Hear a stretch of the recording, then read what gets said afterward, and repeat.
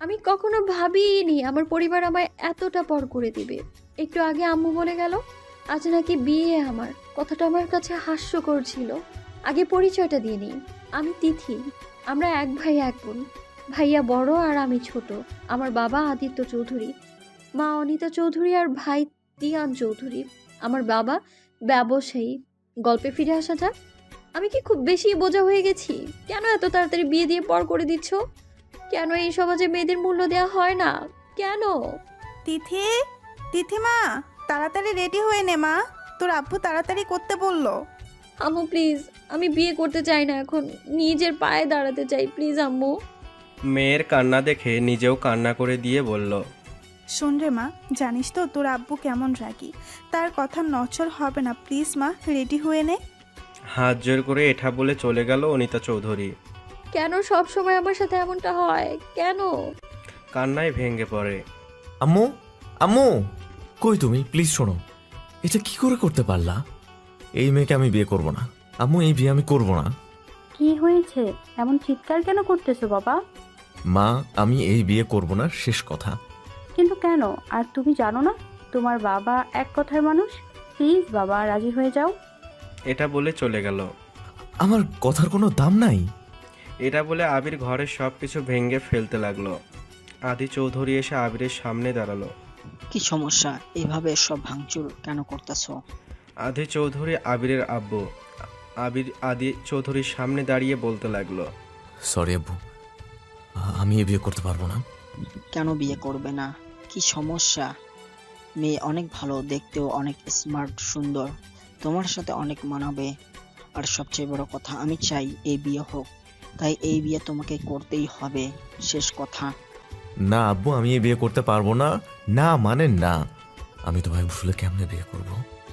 তুমি যে আমার না বলা প্রেম, প্রেম আমার না। আমি তোমাকে ছাড়া বিয়ে করবো না। তোমাকে যেদিন খুঁজে পাবো তখন আর কোথাও যেতে দিব না। না বলা প্রেম আমার।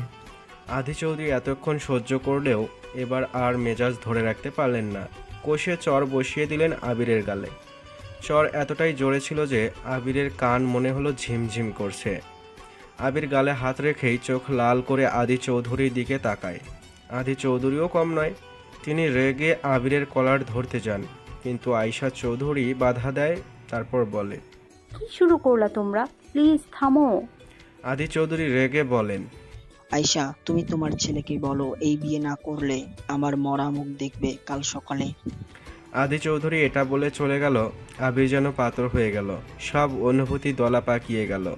নিজের স্বপ্নের সেই মায়াবতীকে পাওয়ার জন্য ছুটবে নাকি বাবার দেওয়া কসম মানবে? আবির হাঁটু গেড়ে ওইখানে বসে পড়ল। আজ নিজেকে খুব অসহায় মনে হচ্ছে আবিরের কাছে। আয়শা চৌধুরী আবিরের সামনে হাঁটু গেড়ে বসে আবিরের হাত রেখে বললেন, প্লিজ আমার সোনা ছেলে, রাজি হয়ে যাও। আবিরের বুকে পাথর চেপে মায়ের হাত জড়িয়ে ধরে বলল, মা, তুমি আব্বুকে বলো আমি রাজি। সত্যি বলতেছিস বাবা? তুই রাজি? তোর বাবা শুনলে অনেক খুশি হবে। আবির মায়ের হাত ধরে বলল, হ্যাঁ আব্বু, আমি রাজি। তোমরা বিয়ের আয়োজন করো। তারপর আয়শা চৌধুরী আদি চৌধুরীর কাছে গিয়ে বলল, আদির আব্বু, আবির রাজি বিয়ের জন্য। সত্যি? সত্যি। তুমি বিআই সাহেবকে বিয়ের আয়োজন করতে বলো। চলো চলো, কত কাজ পড়ে আছে। অনিতা তিথির রুমে গিয়ে বলল। মা আয় তো, সাজিয়ে দেই। তারপর অনিতা চৌধুরী তিথিকে খুব সুন্দর করে সাজিয়ে দিল। লাল শাড়ি, লাল লিপস্টিক, চোখে মোটা কাজল, মনে হচ্ছে কোনো পরী। তিথিমা, তোকে খুব সুন্দর লাগছে, মাশাল্লাহ, আমার মেয়েটা কত বড় হয়ে গেছে। মা তুমি কেন বুঝতে পারছো না? আমার এই বিষাক্ত জীবনের সাথে আমি কাউকে জড়াতে চাই না। প্লিজ মা, আমায় একা ছেড়ে দাও প্লিজ। তুমি কি ভুলে গেছো 2 বছর আগের কথা? মা আমি কিচ্ছু ভুলে যাইনি। আমি কিচ্ছু ভুলে যাই নাই, সব মনে আছে। সেই বিষাক্ত অতীত ভুলে মা নতুন করে জীবনটা সাজা। ভুলে যা সব কিছু। আবির অনেক ভালো ছেলে, ওকে অনেক ভালো রাখবে। আম্মু তুমি কেন বুঝতে পারছো না? আমার এই বিষাক্ত জীবনের সাথে তাকে জড়াতে চাই না আমি। মা আমি তাকে সব বলে দিব। তুমি ফোন নাম্বারটা দাও প্লিজ। না, তুই কিচ্ছু বলবি না, আমার কসম। আমি তা বলি তাই করি। মা, আমরা যা করতেছি তোর ভালোর জন্যই করতেছি। এর মধ্যে তিথির ভাইয়া চলে আসলো। মা, ওরা চলে এসেছে, চলো। এটা বলে যখন চলে যাবে দেখে যে তার বোনকে আজ পরীর মতো লাগতেছে। মাশাআল্লাহ, আমার বোনটা বড় হয়ে গেছে। তিথি নিজেকে অনেক বুঝিয়ে বিয়ের জন্য রাজি হয়ে গেল। বিয়াই বিয়াই কই সব? আমরা চলে এসেছি। জি ভাই সাহেব, বসেন বসেন। বাবা আবির বসো। কি গো, মেয়েকে নিয়ে আসো। জি। তারপর তিথিকে নিয়ে আসলো। সিঁড়ি দিয়ে নামার সময় নুপুরের ঝুমুর ঝুমুর শব্দে সবাই সিঁড়ির দিকে তাকালো। আবির তিথিকে দেখে পাথর হয়ে গেছে। যাকে রোজ স্বপ্ন দেখে, যাকে ঘিরে সব স্বপ্ন সাজানো, তাকেই সে বউ হিসেবে পাবে, এটা আবিরের কল্পনাতেও ভাবে নাই। তুমি আমার সেই প্রেম যা আমি কাউকে কখনো বলতে পারবো না। সেই মেয়েটা আমার স্বপ্নের রানী, তাকে ঘিরে আমার হাজারো স্বপ্ন। তোমাকে আমি আমার হৃদয়ে জায়গা দিয়েছি, তুমি আমার হৃদয়, তুমি শুধু আমার। তোমাকে আমার ভালোবাসার 7 রঙে রাঙাবো। তুমি কি ভালোবেসে আপন করে নিবে, আমাকে ভালোবাসবে? আবির তিথিকে দেখে যেন পাথর হয়ে গেছে। কে গো অপরূপা, তোমার রূপে জ্বলে যাচ্ছে আমার চোখ। ও কে গো তুমি, রূপবতী? তোমার স্বপ্ন দেখিয়ে দিবা রাত্রে, আজ তুমি আমার হবে। আবির, আবির, কি হলো? বস এখানে। যেমন এই বোন, আবিরের পাশে বস। তারপর অনিতা চৌধুরী তিথিকে আবিরের পাশে বসিয়ে দিল। কাজী সাহেব বিয়ে পড়ানো শুরু করলো। বলো বাবা, আলহামদুলিল্লাহ কবুল। আলহামদুলিল্লাহ, কবুল কবুল কবুল। আজ থেকে তুমি শুধু আমার, আমার মনে একমাত্র তোমার শহর। তারপর কাজী সাহেব বলল, মা আলহামদুলিল্লাহ কবুল বলো। তিথি চুপ করে আছে। বলো মা, বলো আমার সোনা মেয়ে, বলো। আলহামদুলিল্লাহ, কবুল কবুল কবুল। সবাই একসাথে আলহামদুলিল্লাহ বলে উঠল। সব কিছু মেনে নিয়ে বিয়ে সম্পূর্ণ হলো। যাক, ভালোভাবে সম্পূর্ণ হয়েছে। আলহামদুলিল্লাহ। কিছুক্ষণ পর বিয়ান, এখন আমাদের যেতে হবে, অনেক রাত হলো। হুম। এখন বিদায়ের পালা। তিথি ওর আব্বু আম্মুর হাত ধরে বলল, আমি আমি যাব না, তোমাদের ছেড়ে থাকতে পারবো না আমি। মেয়ের কান্না দেখে তিথির আব্বু আম্মু মেয়েকে ধরে কান্না করা শুরু করলো। তারপর তিথির আব্বু আবিরের হাত ধরে বলল, বাবা আবির, তোমার হাতে আমার এই পরীটাকে তুলে দিলাম, ওকে দেখে রেখো। তিথির বাবা আবিরের হাত ধরে কথাগুলো বলল। আবির হাতটা মুঠোয় নিয়ে, জি বাবা, আমি ওকে দেখে রাখবো, আপনারা আমার জন্য দোয়া করবেন। তিথির বাবার হাত ধরে বলল আবির। আরে বিয়ান, তিথি আমার ঘরের মেয়ে হিসেবে থাকবে। তিথি আমার আরেক মেয়ে। তিথিকে বুকে টেনে নিয়ে কথাগুলো বলল আয়শা চৌধুরী। আবির, তিথিকে নিয়ে গাড়িতে ওঠো। জি আব্বু। তারপর তিথিকে নিয়ে গাড়িতে উঠালাম। 30 মিনিট পর বাসার সামনে গাড়ি থেকে নামলাম। তিথিকে গাড়ি থেকে নামাও। জি আম্মু। তারপর গাড়ি থেকে নামালাম। তিথি এসো, নেমে এসো। তিথি কথা না বলে আস্তে আস্তে নামলো। তিথি নামতেই আবির কোলে তুলে নিল তাকে। আমার যেন হুঁশ ফিরল। এতক্ষণ ঘোমটার আড়াল থেকে তাকে দেখা হয়নি। এই সে যার সাথে আমার বিয়ে হয়েছে। এসব ভাবনার মধ্যেই আবির বলল, কি হলো? কি দেখো? কম করে দেখো, আমি তো তোমার স্বামী, পালিয়ে যাচ্ছি না। আবিরের কথায় তিথির হুঁশ আসলো। ইস, লোকটা তো সেই পাজি, লজ্জায় ফেলে দিল। আবির তিথির লজ্জা দেখে হাসছে। এসব কথার মধ্যে আবির তিথিকে রুমে নিয়ে গিয়ে নামাই দিল আর বলল, তুমি ফ্রেশ হও, আমি একটু আসছি। হুম। তারপর আবির বাইরে চলে গেল। তিথি ঘুরে ঘুরে রুমটা দেখতে লাগলো। রুমটা অনেক সুন্দর। এসব ভাবনার মধ্যে আয়শা চৌধুরী দরজায় নক করলো। আসবো তিথি? জি আসেন মা, ভেতরে আসেন। মা, যা ফ্রেশ হয়ে আয়, এই নে শাড়ি। দিয়ে চলে গেল।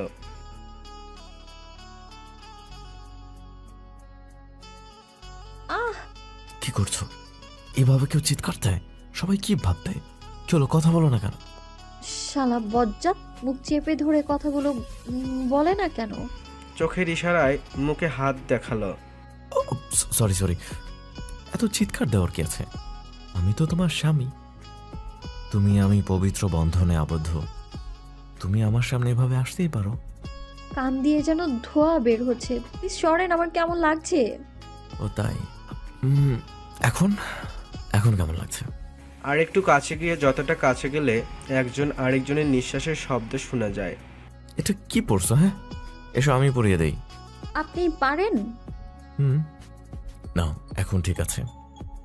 আমার ঘুম পেয়েছে। এটা বলে বিছানায় শুয়ে পড়ল আবিরকে কিছু বলার সুযোগ না দিয়ে। কিছুক্ষণ পর আবির বুঝতে পারলো কি হলো। তখন তিথি ঘুমিয়ে গেছে। আবির তিথির কাছে গিয়ে মুখের দিকে তাকিয়ে, তুমি শুধু আমার বউ, তোমাকে কখনো কষ্ট পেতে দেব না আমি। তারপর তিথিকে দেখতে দেখতে কখন যে ঘুমিয়ে পড়ল। সকালবেলা মিষ্টি রোদ চোখে পড়ায় তিথির ঘুম ভেঙে গেল। পিটপিট করে তাকিয়ে যা দেখলো তা দেখে দিল এক চিৎকার। আহ! তিথির চিৎকারের শব্দ শুনে আবিরের ঘুম ভেঙে গেল। পিটপিট করে তাকিয়ে, কি হয়েছে? এভাবে চিৎকার কেন করছো? কি হয়েছে না? আপনি আমায় স্পর্শ কেন করেছেন? এখন নাটক করা হচ্ছে, ছাড়েন আমায়। রেগে চিৎকার করে কথাগুলো বলল তিথি। তিথির যখন ঘুম ভেঙে যায় তখন দেখে আবির তাকে জড়িয়ে ধরে ঘুমিয়ে আছে। আবিরের হুঁশ ফিরল। ভালো করে তাকিয়ে দেখে তিথির কোমর জড়িয়ে ধরে আছে। আবির তিথিকে উদ্দেশ্য করে বলল, এতে চিৎকার করার কি আছে? আমি তোমার স্বামী, আমি তোমায় জড়িয়ে ধরতেই পারি, সে অধিকার আমার আছে। না, পারেন না। আমি আপনাকে স্বামী হিসেবে মানি না, তাই স্বামীগিরি ফলাতে আসবেন না একদম। বুঝতে পেরেছেন আপনি? চিৎকার করে কথাগুলো বলল। কেন মানো না? সমস্যা কি? আর তুমি মানো আর না মানো, এতে আমার বিন্দু মাত্র সমস্যা নেই। আমি তোমাকে আমার বউ হিসেবে মানি, এটাই যথেষ্ট। তিথি আবিরের দিকে রেগে তাকিয়ে বলল, মানে কি? সমস্যা কি আপনার? আমি মানি না আপনাকে, আর কখনো মানবও না। আবির রেগে তিথিকে বিছানার সাথে চেপে ধরল। চোখে চোখ রেখে বলল, তুই শুধু আমার, বুঝতে পারছস? তুই শুধু আমার। তিথি আবিরের থেকে ছাড়া পাওয়ার জন্য অনেক চেষ্টা করেও যখন কাজ হলো না তখন রেগে আবিরকে বলল। ছাড়েন আমায়। আবির আরও হিংস্রতার রূপ ধারণ করে দাঁতে দাঁত চেপে বলল, এই সমস্যা কি তোর? আমি কোন দিক দিয়ে খারাপ বল আমায়? তিথি আবিরের চোখে চোখ রেখে বলল, আমি ভালোবাসি একজনকে, প্লিজ বোঝার চেষ্টা করুন। আমি অনেককে অনেক ভালোবাসি, প্লিজ। তিথির মুখে অন্য ছেলের নাম শুনে আবির আরও হিংস্রতার রূপ ধারণ করলো। তিথিকে আর কিছু বলতে না দিয়ে ঠোঁটের ঠোঁট ডুবিয়ে দিল। সব রাগ তিথির ঠোঁটের ওপর ঝাড়ল। তিথি দুই চোখ বন্ধ করে ফেলল। চোখ দিয়ে অশ্রু গড়িয়ে পড়ল। আবির তিথিকে ছেড়ে দিয়ে, আজ থেকে তোর মুখে অন্য কোনো ছেলের নাম শুনলে আমার আসল রূপ দেখবি। তোর মন প্রাণ জুড়ে শুধু আমি থাকবো। তুই আমাকে না মানলেও আমার আর কোনো সমস্যা নেই, আমি মানি, এটাই যথেষ্ট। আবির উঠে ফ্রেশ হতে চলে গেল। তিথি নীরবের চোখের জল ফেলছে। তিথি মনে মনে বলতে লাগলো, আমার সাথে এমনটা কেন হলো? আমি তো শুধু দেখতে চেয়েছিলাম লোকটা কেমন। আবির ফ্রেশ হয়ে এসে দেখে তিথি এখনও আগের মতো বসে আছে। তা দেখে আবির তিথিকে পিছন থেকে জড়িয়ে ধরে বলল, প্লিজ জান, রাগ করে না। তুমি আমার লক্ষ্মী বউ, প্লিজ রাগ করে না। তোমার মুখে অন্য ছেলেদের নাম শুনে খুব রাগ উঠেছিল, সরি। তিথি অভিমানী গলায় বলল। এখন ভালোবাসা দেখানো হচ্ছে, আমি কত কষ্ট পেয়েছি। মন খারাপ করে কথাগুলো বলল তিথি। আবির তিথিকে আর একটু গভীরভাবে জড়িয়ে ধরে বলল, সরি, আই দেখো কান ধরছি, আর কষ্ট দিব না। আবির কান ধরে কথাগুলো বলল। তিথি আবিরের দিকে ঘুরে আবিরের চোখের দিকে তাকিয়ে বলল, আচ্ছা, প্রমিস করেন তাহলে। ওকে, প্রমিস। আচ্ছা এখন যাও, ফ্রেশ হয়ে আসো, আমি তোমার জন্য ওয়েট করছি। একসাথে নামাজ পড়ে নিচে যাব। ওকে, 5 মিনিট ওয়েট করেন, আসছি আমি। ওকে, তাড়াতাড়ি আসবে। তারপর তিথি ফ্রেশ হতে চলে গেল। আবির ভাবতে লাগলো, যাকে বিয়ে করব না বলে বাড়ি মাথায় তুলে রেখেছিলাম, কিন্তু পরিস্থিতি আজ সেই বউকে হারানোর ভয়ে হৃদয় কেঁপে উঠছে। আল্লাহ তাআলা কার সাথে কার জুটি বেঁধে রেখেছেন আল্লাহ রব্বুল আলামিন ভালো করে জানেন। আল্লাহ যা করেন বান্দার ভালোর জন্য করেন। আল্লাহ এক ও অদ্বিতীয়, তার কোনো শরিক নেই। তাই আমাদের প্রত্যেকের উচিত নামাজ আদায় করা, আল্লাহকে এক মনে প্রাণে বিশ্বাস করা। তারপর আবির তিথি একসাথে নামাজ আদায় করে নিচে নেমে গেল। নিচে গিয়ে দেখে আবিরের আব্বু সোফায় বসে খবরের কাগজ পড়ছে আর মা রান্নাঘরে রান্না করতেছে। আবির তিথি নিচে নেমে গেল। তিথি আবিরের আব্বুকে সালাম দিল। আসসালামু আলাইকুম আব্বু। আদি চৌধুরী উত্তর দিলেন, ওয়ালাইকুম আসসালাম। মা বসো আমার পাশে। তিথি আদি চৌধুরীর পাশে বসলো। আদি চৌধুরী বললেন, মা, এখানে তোমার কোনো অসুবিধা হচ্ছে না তো? কোনো প্রকার সমস্যা হলে আমাদের অবশ্যই জানাবে, কেমন? জি আব্বু, জানাবো। আর আমার কোনো সমস্যা হচ্ছে না। আবির সোফায় বসে টিভি দেখছে। ফারিহার নিচে নেমে এসে তিথিকে জড়িয়ে ধরে বলল, আমার সুইট ভাবি, আসসালামু আলাইকুম। তিথি সালামের জবাব দিল। ওয়ালাইকুম আসসালাম। কিন্তু তিথি ফারিয়াকে না চিনতে পারায় ফারিয়ার দিকে ড্যাব ড্যাব করে তাকিয়ে আছে। আবির তিথির তাকানোর অর্থ বুঝে তিথিকে বলল, তিথি, এটা তোমার হিংসুটে ননদ। ডেভিল হাসি দিয়ে তিথি মুচকি হেসে ফারিয়াকে জিজ্ঞেস করলো। তোমাকে তো কাল দেখতে পেলাম না। ফারিয়া মুচকি হেসে জবাব দিল, আসলে কলেজ থেকে পিকনিকে গেছিলাম, হঠাৎ বিয়েটা হলো তাই আর আসা হয় নাই। আর শোনো ভাবি, আমি হিংসুটে না, আমি তোমার লক্ষ্মী ননদ। হিংসুটে তোমার জামাই, বুঝতে পারছো? ফারিহা বোন ঠিক বলেছো, তোমার ভাই একটা হিংসুটে। আবির তিথিকে জিজ্ঞেস করলো, তিথি কিছু বলছো? আপনারা বসেন, আমি চা নিয়ে আসি। তারপর তিথি রান্নাঘরে চলে গেল। এই যে হিংসুটে ভূতনি, এখানে কি যা পড়তে বস। তুমি রাক্ষস, যাও, মুডটাই নষ্ট করে দিলে। আবির আদি চৌধুরী উচ্চ স্বরে হেসে উঠল। ফারিয়া গাল ফুলিয়ে বসে রইল। তিথি রান্নাঘরে গিয়ে দেখে আয়শা চৌধুরী চা বানাচ্ছে। তিথি গিয়ে সালাম দিল। আসসালামু আলাইকুম মা। আয়শা চৌধুরী সালামের জবাব দিল। ওয়ালাইকুম আসসালাম। মা, তুমি এখানে কেন? যাও, তুমি গিয়ে বসো, আমি চা নিয়ে যাচ্ছি। তিথি নাচরবান্দা আয়শা চৌধুরীকে জড়িয়ে ধরে বলল, মা আমি থাকি না তোমার সাথে, প্লিজ তোমার হেল্প করি সাথে থেকে। আয়শা চৌধুরী তিথিকে জড়িয়ে ধরে বলল, আমার শোন আমি। আচ্ছা। তিথি আয়শা চৌধুরীকে ছেড়ে দিয়ে বলল, মা আমি তোমাকে তুমি করে বললাম দেখি তুমি কি রাগ করেছো? কেন রাগ করবো মা? ফারিহা যেমন আমার মেয়ে, তুই আমার আরেক মেয়ে, তুই করে কিন্তু বলবো আমি। মা তোমার যা খুশি তুমি তাই বলবে, এখন যাও তো, আমি রান্না করবো আজকে, প্লিজ কোনো না শুনবো না কিন্তু আমি। আয়শা চৌধুরী তিথির সাথে না পেরে চলে গেল সবাইকে চা দিতে। তিথি আপন মনে রান্না করতে শুরু করলো। রান্না করলো মুরগ পোলাও, ইলিশ মাছ ভাজি, গরুর মাংস। কিছুক্ষণ পর তিথি রান্না শেষ করে ডাইনিং টেবিলে সুন্দর করে সাজিয়ে রেখে সবাইকে ডাকতে আসলো। চলো মা, বাবা ফারিহা রান্না শেষ, খাবেন? চলেন। সবাই ডাইনিং টেবিলে চলে গেল। তিথি গিয়ে আবিরের সামনে দাঁড়ালো, বলল, চলেন, খাবেন তো নাকি? তারপর তিথি আবির খাবার টেবিল ছেড়ে চলে আসলো। আবিরের বাবা মা ফারিয়া অনেক প্রশংসা করলো, কিন্তু আবির কোনো কিছু বলল না।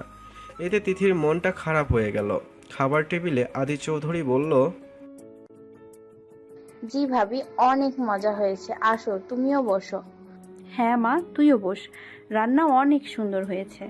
তিথি শুধু আবিরের দিকে তাকিয়ে আছে, আবির কি বলে, কিন্তু আবির কিছু বলে না। খাবার শেষ করে রুমে চলে গেল। তিথি মন খারাপ করে খাবার খেয়ে টেবিল গুছিয়ে সোফায় গিয়ে বসে পড়ল মন খারাপ করে।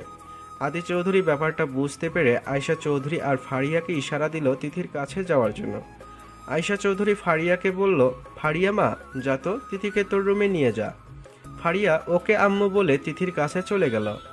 ভাবি চলো আমার রুমে চলো, তোমার সাথে তো ভালো করে কথাই হলো না। আচ্ছা চলো। তারপর তিথি ফারিয়ার রুমে চলে গেল। তিথি ফারিয়ার রুমে গিয়ে রুমটা ঘুরে ঘুরে দেখতে লাগলো আর ফারিয়াকে বলল, ফারিহা তোমার রুমটা তো অনেক সুন্দর। তাই? আচ্ছা ভাবি, তুমি কিসে পড়ো? অনার্স প্রথম বর্ষ। আর তুমি? সেম। ও তাহলে আমরা ফ্রেন্ড। তিথি ফারিয়াকে জড়িয়ে ধরে বলল, ওকে। এদিকে আবির রুমে গিয়ে অস্থির হয়ে গেছে তিথি কখন রুমে যাবে, কখন দেখবে তিথিকে। আবিরের মন অস্থির হয়ে গেছে এইটুকু সময়ের মধ্যে। তিথি আর ফারিয়া গল্প করতে করতে কখন যে দুপুর হয়ে গেছে বুঝতে পারিনি। এদিকে আবির রেগে ফায়ার হয়ে গেছে। আবির তিথিকে ডাকতে ডাকতে রুম থেকে বের হলো। রুম থেকে বের হয়ে নিচে যাওয়ার সময় ফারিয়ার রুমের সামনে থমকে দাঁড়ালো। আবিরের রুমের 2টা রুম পর ফারিয়ার রুম। আবির ফারিয়ার রুমের সামনে গিয়ে শুনতে পেল হাসির শব্দ। এত সুন্দর করে যে হাসা যায় আবির জানতো না। না, প্রিয় মানুষের সব কিছুই সুন্দর, মনে হয় মন ছুঁয়ে যায়। আবির ফারিয়া রুমের চাপিয়ে দেওয়া দরজা খুলে দেখে তিথি খিলখিল করে হেসে কথা বলছে। হাসিতে যেন মুক্ত ঝরে পড়ছে।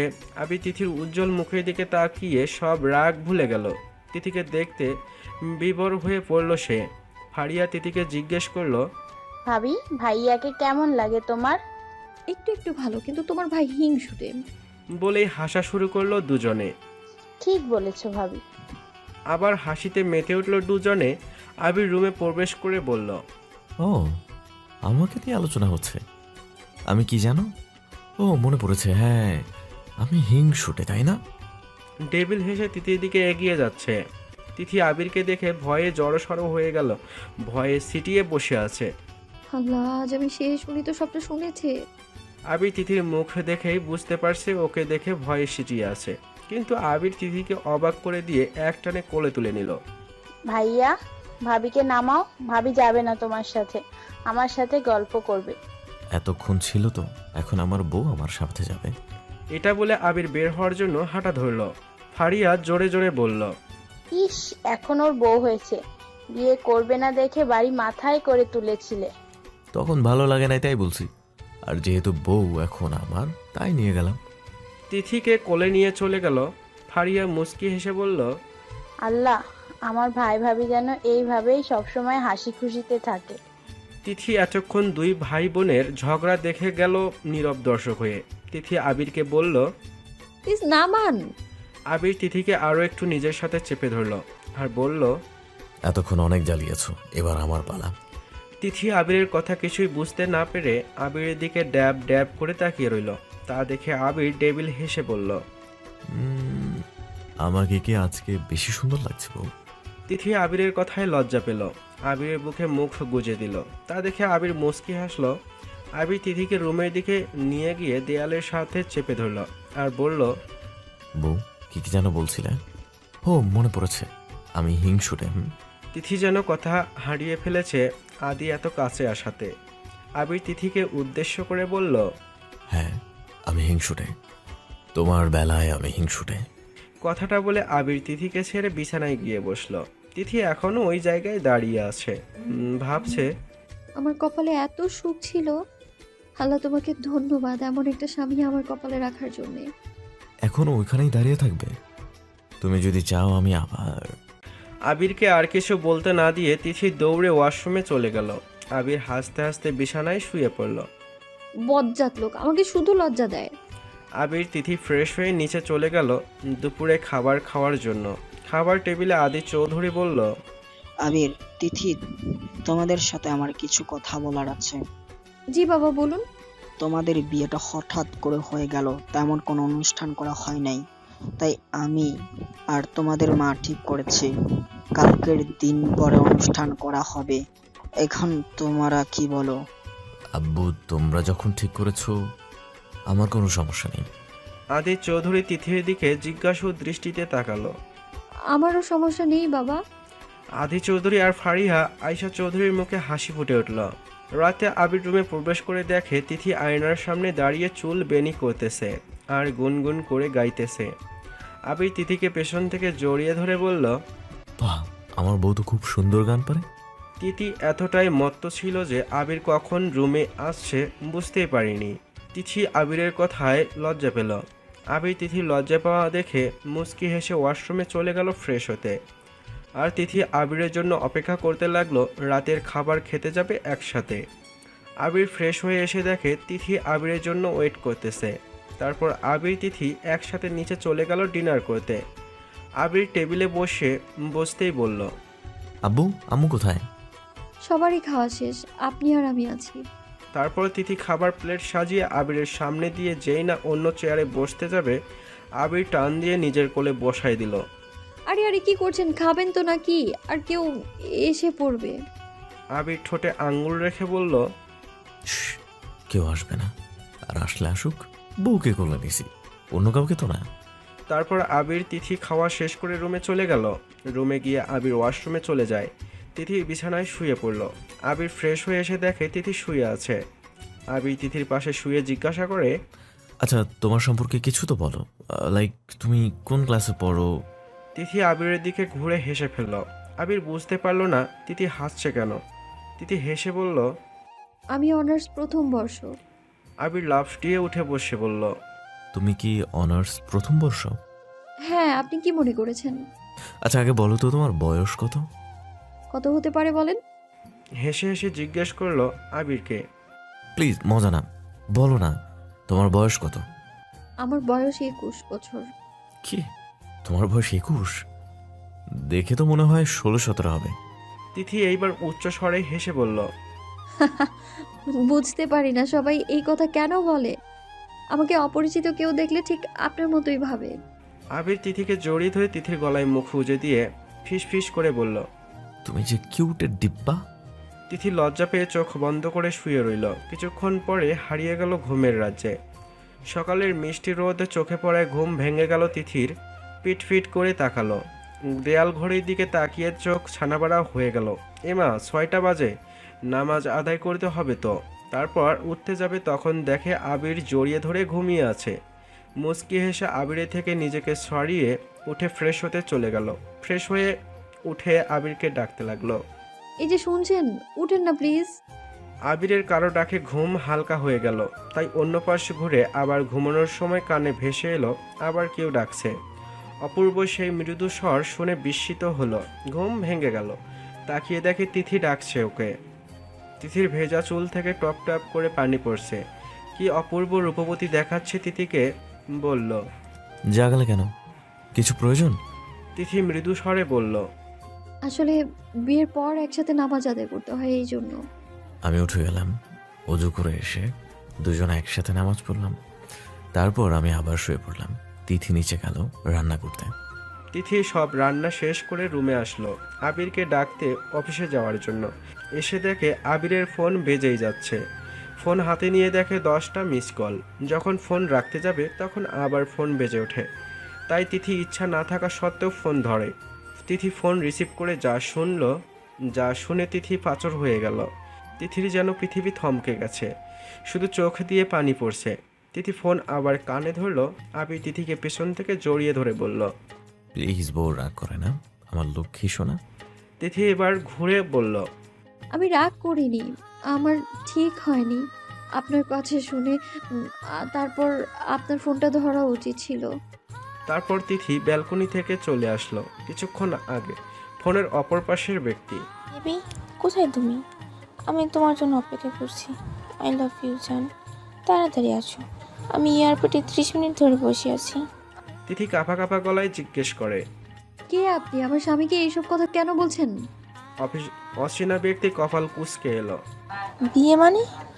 সে তিথিকে জিজ্ঞাসা করলো, বিয়ে মানে? কার বিয়ে? আর আমার জানের ফোন আপনার কাছে কেন? রাগে চিৎকার করে জিজ্ঞাসা করলো অচেনা ব্যক্তি। তিথিও কিছুটা চিৎকার করে বলল, চিৎকার করবেন না। আর রইল, ফোন আমার কাছে কেন? তাহলে শুনুন, স্বামী আমার, তো ফোন আমার কাছে থাকবে না তো কি আপনার কাছে থাকবে? তিথি বলা শেষ হওয়ার সাথে সাথে আবির তিথির হাত থেকে ফোনটা নিয়ে নিল। তিথি আবিরের দিকে অবাক হয়ে তাকিয়ে আছে। মনে হচ্ছে এই বুঝি তিথির চোখ দিয়ে অশ্রু গড়িয়ে পড়বে। আবির ফোন কানে ধরে বলল, আমি আসছি, জাস্ট 20 মিনিটস। Okay baby. তারপর কল কেটে দিল। আবির তিথির দিকে তাকিয়ে বলল, তিথি তুমি জানো না কারো পার্সোনাল কিছু না বলে ধরতে হয় না, আর কখনো যেন না দেখি আমার কোনো পার্সোনাল জিনিসে হাত দিতে। তিথি নিচের দিকে তাকিয়ে চোখের জল ফেলছে আর বলছে, আচ্ছা। আবির আর কিছু না বলে চলে গেল। তিথি আবিরের যাওয়ার দিকে তাকিয়ে কান্নায় ভেঙে পড়ল। দুপুরে তিথি আর আয়শা চৌধুরী রান্না করছে। তখন কলিং বেল বেজে উঠল। আয়শা চৌধুরী তিথিকে বলল, তিথিমা, যাও তো, দেখো কে এসেছে। আচ্ছা আম্মু। তিথি দরজা খুলতে চলে এলো। আবার কলিং বেল বেজে উঠল। তিথি দরজা খুলে সামনের মানুষকে দেখে থম মেরে দাঁড়িয়ে রইল। আবির তিথিকে থম মেরে দাঁড়িয়ে থাকতে দেখে বলল, আরে ভেতরে চলে দিবে না, এখানে থম মেরে দাঁড়িয়ে আছো কেন? তিথি মাথা নত করে সরে দাঁড়ায়। আয়শা চৌধুরী রান্নাঘর থেকে বলতে বলতে আসতেছে, তিথিমা, কে এসেছে? আয়শা চৌধুরী আবিরকে দেখে বলে, তোমরা এখানে দাঁড়িয়ে আছো কেন? তখনই আয়শা চৌধুরী লক্ষ্য করে আবিরের সাথে একটা মেয়ে দাঁড়িয়ে আছে। হাঁটু পর্যন্ত পোশাক দেখে মনে হচ্ছে বাইরে থেকে এসেছে। মেয়েটার মুখে বিদেশি বিদেশি সাপ স্পর্শ, গায়ের রং ফর্সা, চুল বাদামি রঙের। আয়শা চৌধুরী আবিরের দিকে জিজ্ঞাসু দৃষ্টিতে তাকালো।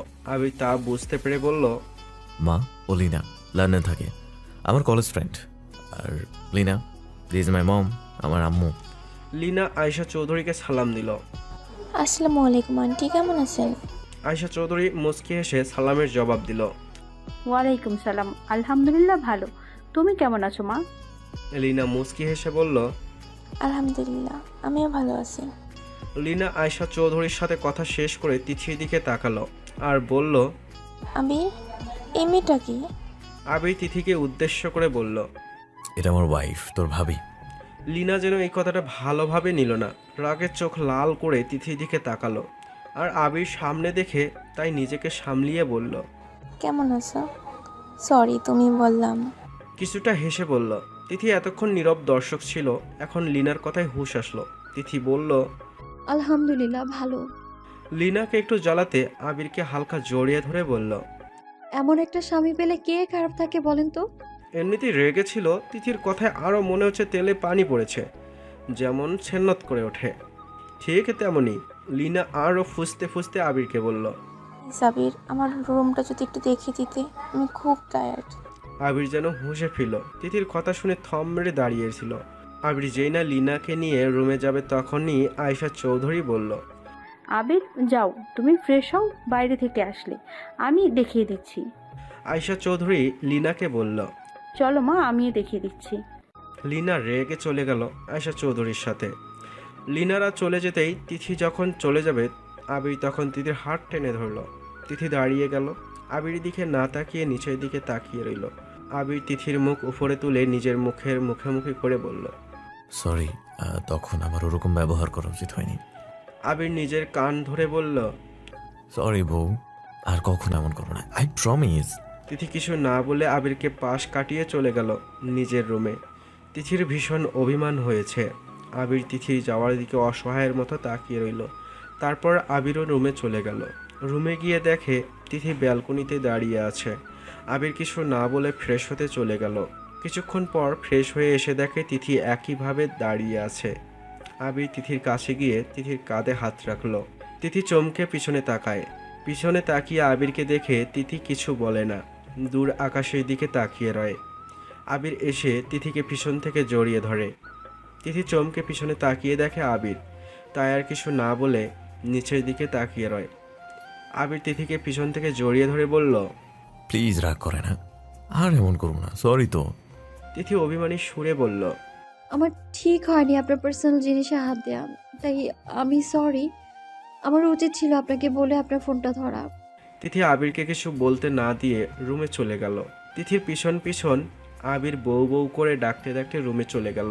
সন্ধ্যায় আয়েশা চৌধুরী ফাইজাকে নিয়ে তিথির রুমে আসে। আয়েশা চৌধুরী দরজায় নক করে বলল, তিথিমা আসবো? তিথি শুয়েছিল। আয়েশা চৌধুরীর ডাকে উঠে গিয়ে দরজা খুলে দিল আর বলল, আসুন মা, ভেতরে আসুন। আয়েশা চৌধুরী আর ফারিয়া রুমে প্রবেশ করে। তিথিকে বিছানায় বসিয়ে ফারিয়াকে বলল, ফাইজা দে তো শাড়ি, গহনাগুলো দে, দেখি আমার মেয়েকে কেমন লাগে। তিথি আয়েশা চৌধুরীকে বলল, মা আমার তো আছে সব, এই সবের কি দরকার ছিল আর? আয়েশা চৌধুরী তিথিকে থামিয়ে দিয়ে বলল, শোনো মা, এই গহনা আমার শাশুড়ি মায়ের। আমি যেদিন নতুন এই বাড়িতে বউ হয়ে আসি, সেদিন আমার শাশুড়ি এই গহনাগুলো আমাকে পরিয়ে দিয়েছিল, আর এখন এইসব তোর। আয়, আমি তোকে সব পরিয়ে দিই। তারপর তিথিকে আয়েশা চৌধুরী শাড়ি গহনা সব পরিয়ে দিয়ে সাজিয়ে দিল। চোখে মোটা আইলাইনার, কাজল, ঠোঁটে লাল লিপস্টিক, চুল খোপা করে বেলি ফুলের মালা দিয়ে দিল। এই সাধারণ সাজে তিথিকে অনেক সুন্দর লাগছে। আয়েশা চৌধুরী তিথিকে ড্রেসিং টেবিলের আয়নার সামনে দাঁড় করিয়ে ফারিয়াকে বলল, দেখ আমার মেয়েকে কত সুন্দর লাগছে। ফারিয়া তিথিকে জড়িয়ে ধরে বলল, ভাবি তোমাকে খুব সুন্দর লাগছে, ভাইয়া আজকে শেষ। তিথি লজ্জা পেয়ে নিচের দিকে তাকিয়ে রইল। সন্ধ্যায় আয়েশা চৌধুরী পার্টির জন্য কিছু গহনা আর শাড়ি নিয়ে আসে তিথির রুমে। দরজা নক করে বলল, আসবো তিথি? তিথি দরজা খুলে দিল আর বলল, মা আমার রুমে আসতে কোনো অনুমতি লাগবে না, যখন খুশি আসবে আমার রুমে। আয়েশা চৌধুরী মুচকি হেসে বলল, আচ্ছা ঠিক আছে, আয় এখন তোকে সাজিয়ে দিই। তো এগুলো তো তোমার, আমায় কেন দিচ্ছ? আয়েশা চৌধুরী তিথিকে বিছানায় বসিয়ে দিল আর বলল, এগুলো আমাকে আমার শাশুড়ি দিয়েছিল, আজ আমি তোকে দিচ্ছি। তারপর তিথিকে সুন্দর করে সাজিয়ে দিল। ড্রেসিং টেবিলের আয়নার সামনে দাঁড় করিয়ে দিয়ে বলল, দেখ কেমন লাগে তোকে। তিথির নিজেকে আয়নায় দেখে না অনেক সুন্দর লাগছে। গোল্ডেন রঙের শাড়ি, ঠোঁটে লাল লিপস্টিক, ডাগর ডাগর চোখে মোটা মোটা আইলাইনার, কাজল, চুল খোপা করে বেলি ফুলের মালা দেয়া, এই সাধারণে তিথিকে অসাধারণ লাগছে। তারপর আয়েশা চৌধুরী তিথিকে নিয়ে নিচে চলে আসলো। আবির সব গেস্টের সাথে কথা বলছে। হঠাৎ নুপুরের ঝুমুর ঝুমুর শব্দে সবাই সিঁড়ির দিকে তাকালো। আবির তিথিকে দেখে চোখের পলক ফেলতে ভুলে গেছে। আবিরের কাছে তিথিকে মায়াবতী লাগতেছে, মনে হচ্ছে আসমান থেকে পরি নেমে এসছে। ফারিহার ডাকে হুঁশ ফিরল। আরে ভাইয়া, বউ তো তোমারই, এত মানুষের সামনে না দেখে রুমে নিয়ে বসিয়ে দেখো, কেউ বাধা দিবে না। আবির ফাইজার কথায় লজ্জা পেয়ে মাথা চুলকাতে চুলকাতে চলে গেল।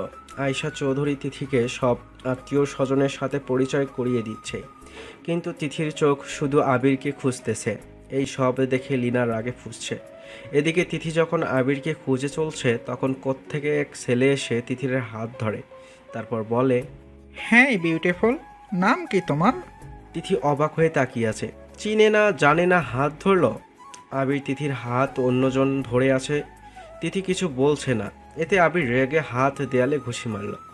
অন্যদিকে আবিরকে রেগে যেতে দেখে একজনের মুখে শয়তানি হাসি ফুটে উঠল আর বলল, তিথি, তোমার জীবনে শেষ করতে আমি চলে এসেছি। আমাকে ছেড়ে তুমি অন্য কারো সংসার করবে, তা তো আমি হতে দিব না। আমি চলে এসেছি তোমার জীবন ধ্বংস করার জন্য। বেবি আসছে, আমি এখন শুধু সময়ের অপেক্ষায়। আবির তিথিকে টেনে রুমে নিয়ে যেতে লাগলো। পার্টির প্রতিটা মানুষ একে অন্যকে সেটা এটা বলা শুরু করলো। আবিরের আম্মু আবিরকে বলল, আবির, সমস্যা কি? এভাবে তিথিকে টেনে কেন নিয়ে যাচ্ছ? আবির চিৎকার করে বলল, আম্মু, সবাইকে চলে যেতে বলো, কোনো পার্টি হবে না। আর কিছু বলতে না দিয়ে আবির তিথিকে টানতে টানতে রুমে নিয়ে গেল। তিথি শুধু নীরবে চোখে জল ফেলছে। আবির তিথিকে এক প্রকার ছুঁড়ে ফেলল বিছানায়, তারপর দরজাটা লাগিয়ে দিয়ে আবার টেনে তুলে দেয়ালের সাথে চেপে ধরে বলল, তোর সাহস দেখে আমি অবাক হয়ে গেলাম। তুই অন্য ছেলেদের সাথে এত ক্লোজ, তোর কলিজা এত বড় হয়ে গেছে। তিথি কিছু বলার চেষ্টা করলো, কিন্তু আবির তিথির ঠোঁটে আঙ্গুল রেখে বলল, জাস্ট শাট আপ, কোনো কথা না, আগে আমি বলবো তারপর। তিথি হ্যাঁ সূচক মাথা ঝাঁকালো। আমি যা বলবো তাই করবে, আমার কথার বাইরে কোনো কথা বলবে না। আর বলো, ওই ছেলেটাকে যার সাথে তুমি হেসে হেসে কথা বললে। তিথি এইবার নিচু মাথা উপরে তুলে আবিরের দিকে তাকালো আর বলল, সত্যি আমি জানি না উনি কে, প্লিজ আমি বিশ্বাস করেন। আবির এবার রেগে গেল। তিথি আবিরের দিকে তাকিয়ে দেখে আবিরের চোখ রক্তবর্ণ হয়ে গেছে, মনে হচ্ছে এখন রক্ত পড়বে চোখ থেকে। তিথি ভয়ে আবিরের কাছ থেকে সরে আসতে চাইল।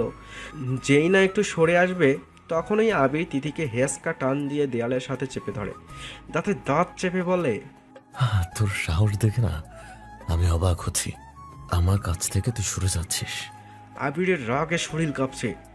আমি সত্যি কি? তিথি যেই না কিছু বলতে যাবে, আর কিছু বলতে না দিয়ে আবির তিথির ঠোঁটে ঠোঁট ডুবিয়ে দিল। সব রাগ তিথির ঠোঁটের ওপর ছাড়ছে। তিথি কিছুক্ষণের জন্য স্তব্ধ হয়ে গেল। আবির তিথির ঠোঁটে রাগে কামড়ে ধরল। তিথি আবিরের অত্যাচার সহ্য করতে না পেরে নীরবে চোখে জল ফেলতে লাগলো। আবিরের অত্যাচার যখন তীব্র থেকে তীব্রতর হচ্ছে, তখন তিথি সরে আসতে চাইল, কিন্তু আবির আবার তিথিকে চেপে ধরে চুলের ভাঁজে হাত দিয়ে গলায় কামড় বসিয়ে দেয়। তিথি সহ্য করতে না পেরে অজ্ঞান হয়ে যায়।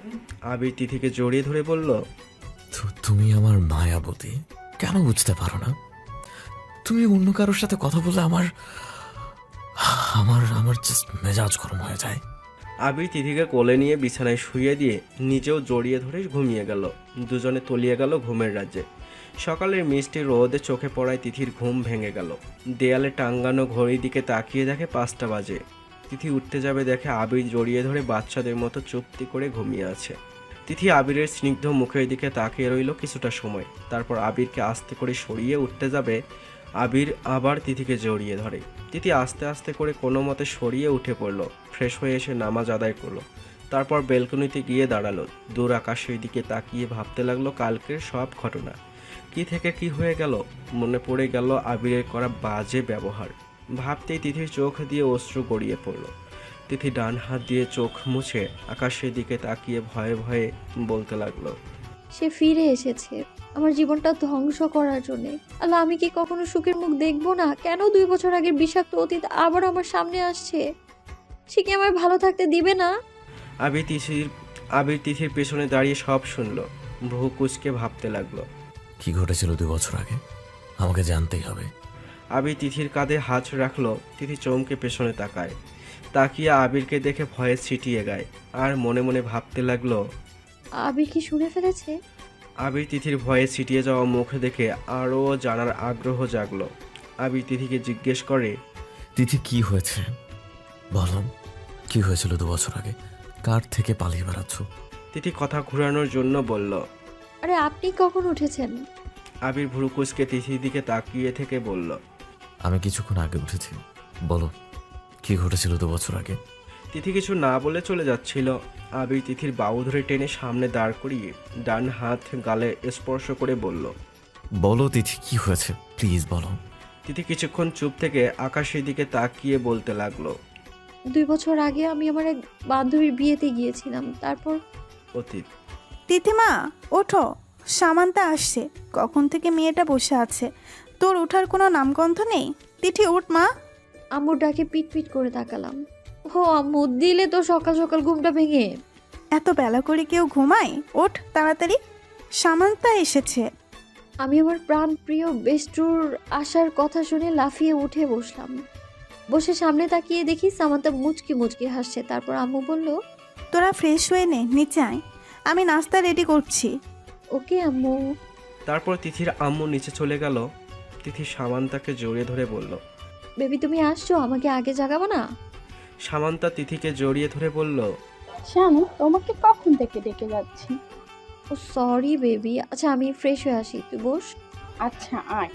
তারপর তিথি ফ্রেশ হয়ে সামান্তা আর তিথি নিচে চলে গেল। নাস্তা করে সামান্তা বলল, আন্টি সামনে শুক্রবার আমার বিয়ে, আপনাদের সবার দাওয়াত, যেতেই হবে, না শুনবো না। আর কে আমি আজই নিয়ে যাব, কাল গায়ে হলুদ। তিথি সামান্তার বিয়ের কথা শুনে বলল, কি তোর বিয়ে? কেমনি কি? আর আমি আজ জানলাম? তিথি অভিমানী গলায় বলল। সামান্তা তিথিকে জড়িয়ে ধরে বলল, জান হঠাৎ করে সব ঠিক হয়ে গেল, বলার সুযোগ পাইনি। তিথি মুচকি হেসে বলল, ওকে। তিথির আম্মু বলল, মা, তিথিকে ছাড়া তো থাকতে পারি না। প্লিজ প্লিজ না করবে না। ওকে নিয়ে যাও। তারপর তিথি সামান্তা ফ্রেশ হয়ে বেরিয়ে পড়লো সামান্তাদের বাড়ির উদ্দেশ্যে। 20 মিনিট পর পৌঁছালো। সামান্তার আব্বু আম্মু তিথিকে দেখে অনেক খুশি। সামান্তার আব্বু আম্মু জিজ্ঞেস করলো, কেমন আছো মা? আলহামদুলিল্লাহ ভালো, আপনারা কেমন আছেন? আলহামদুলিল্লাহ ভালো। সামান্তা যাও, তিথিকে রুমে নিয়ে যাও। তিথি আর সামান্তার রুমে চলে গেল। আজ সামান্তার গায়ে হলুদ। সামান্তাকে অনেক সুন্দর করে সাজানো হয়েছে। হলুদে শাড়ি, ঠোঁটে লাল লিপস্টিক, চোখে মোটা আইলাইনার, কাজল, তাজা গাঁদা ফুলের গহনা, দেখতে হলুদ পরি লাগতেছে। তিথি সামান্তাকে বলল, জান তোকে না হলুদ পরি লাগতেছে, ভাইয়া তো এই সাজে দেখলে একদম ফিদা হয়ে যাবে। সামান্তা তিথির কথায় লজ্জা পেয়ে গেল, বলল, যা এখন তুই রেডি হয়ে আয়। তারপর তিথি রেডি হতে চলে গেল। তিথি মেরুন রঙের শাড়ি, ঠোঁটে লাল লিপস্টিক, চোখে মোটা আইলাইনার, কাজল, এতেই তিথিকে অপূর্ব রূপবতী দেখাচ্ছে। তিথি নিজেকে আর একবার আয়নায় নিজেকে দেখে নিয়ে চলে আসলো। সিঁড়ি দিয়ে নামার সময় হঠাৎ কারোর সাথে ধাক্কা লেগে পড়ে যেতে লাগলে, কিন্তু পড়ে যাওয়ার আগ মুহূর্তে আগন্তুক তিথির কোমর জড়িয়ে ধরে। তিথি এক ঝাটকায় নিজেকে ছাড়িয়ে উঠে দাঁড়ালো। আগন্তুক তিথিকে দেখে চোখে নেশা ধরে গেল।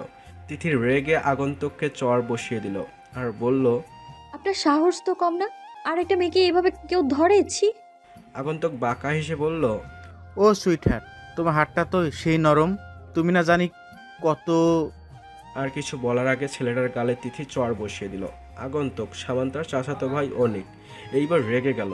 তিথিকে বলল, তোর এত তেজ, চল আজ তোর তেজ আগে ভাঙি। বাঁকা হেসে তিথিকে টানতে টানতে একটা ফাঁকা রুমে নিয়ে গেল। তিথি চিৎকার করছে কিন্তু কেউ শুনছে না। অনিক তিথির এদিকে এগিয়ে যাচ্ছে। তিথি পিছিয়ে যেতে যেতে দেয়ালের সাথে মিশে গেল। অনিক তিথির অনেক কাছে চলে গেল। যেই না তিথি ঠোঁটে ঠোঁট ডুবিয়ে দেবে তখনই সামান্তার রুমে প্রবেশ করে আর তিথিকে অনিকের থেকে বাঁচিয়ে নিয়ে নিচে চলে এসে সবাইকে সব বলে। তিথির আব্বু পুলিশকে ফোন করে ধরিয়ে দেয়। তিথি ওর আম্মুকে জড়িয়ে ধরে কান্না শুরু করে। এর মধ্যে কেটে গেছে অনেকগুলো দিন। তিথির বাবা তিথিকে নিরাপত্তার জন্য অন্য জায়গায় চলে আসে। বর্তমান তিথি বলতে বলতে কান্নায় ভেঙে পড়ে। আবির সব শুনে রাগে চোখ লাল হয়ে যায়। তিথিকে জড়িয়ে ধরে মনে মনে বলে, অনেক তোকে জানে মারা দেব। তোর সাহস দেখে আমি অবাক হচ্ছি। আবির আহমেদের বউয়ের দিকে চোখ দিছস, এই চোখ আর থাকবে? তোর টাইম শেষ। সকালের মিষ্টি রোদ চোখে পড়ায় ঘুম ভেঙে গেল তিথির। দেয়ালে টাঙ্গানো ঘড়ির দিকে তাকিয়ে দেখে 4:30 বাজে। তিথি অবাক হয়ে গেল, এতটা সময় কি করে ঘুমালো। তারপর আস্তে আস্তে করে নেমে ফ্রেশ হয়ে নিচে গেল। সিঁড়ি দিয়ে নামার সময় তিথির চোখ আটকে গেল সামনের সোফায় বসা মানবীর দিকে। তিথির পা চলছে না, তাও আস্তে আস্তে এগিয়ে যাচ্ছে সামনের দিকে। মনে হাজারো প্রশ্ন। তিথিকে দেখে যে আবির আর লিনা সোফায় বসে টিভি দেখছে আর হেসে হেসে কথা বলছে, লিনা আবিরের গায়ে পড়ছে, এই জন্য তিথির অনুভূতি শূন্য শূন্য লাগতেছে। তিথি ধীরে ধীরে নিচে নেমে রান্নাঘরের দিকে এগিয়ে যায়। আবির হঠাৎ পিছনে তাকিয়ে দেখে তিথি রান্নাঘরের দিকে যাচ্ছে। আবির তিথিকে দেখে উঠে যাবে, লিনা আবিরের হাত ধরে বলল, প্লিজ আবির, বসে থাকো না আমার পাশে, আমার একা একা বোরিং লাগছে। আবির বাধ্য হয়ে লিনার সাথে বসে থাকলো। তিথি সব দেখলো, কিছু না বলে রান্নাঘরে চলে যায়। তিথি রান্নাঘরে গিয়ে দেখে আয়শা চৌধুরী রান্না করছে। তিথি সালাম দিয়ে জিজ্ঞেস করলো, আসসালামু আলাইকুম মা, কি রান্না করেন? আয়শা চৌধুরী তিথিকে দেখে মুচকি হেসে বলল, চিকেন বিরিয়ানি। মা আমি হেল্প করি? না মা, তুমি দেখো আবির কি করে, আবিরের কাছে যাও। তিথি মাথা নাড়িয়ে চলে গেল। তিথি ড্রয়িং রুমে গিয়ে দেখে আবির আর লিনা হেসে হেসে কথা বলছে। লিনা বারবার কথার ছলে আবিরের হাত ধরছে। তিথি রেগে রুমে চলে গেল। আবির তিথির চলে যাওয়ার দিকে তাকিয়ে মনে মনে বলল, আজ মনে হয় কপালে দুঃখ আছে, বউ দেখি খুব রেগে আছে। আবির লিনাকে বলল, লিনা, আমি একটু ওয়াশরুমে যাব, তোমার সাথে পরে আড্ডা দিব। লিনা অনিচ্ছাকৃতভাবে হ্যাঁ বলল। ওকে যাও। আবির রুমে চলে যায়। লিনা রেগে বলল, আবির, তোমাদের এই প্রেম লীলা আর সহ্য করব না।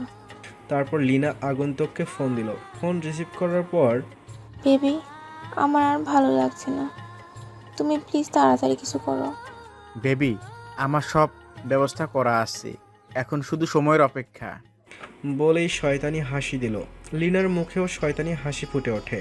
তিথি রুমে গিয়ে রাগে দুঃখে কান্না করা অবস্থা। তিথি ব্যালকনিতে গিয়ে দাঁড়ায়, দূর আকাশের দিকে তাকিয়ে আছে। হঠাৎ কাঁধে হাত রাখায় তিথি চমকে পিছনে তাকালো।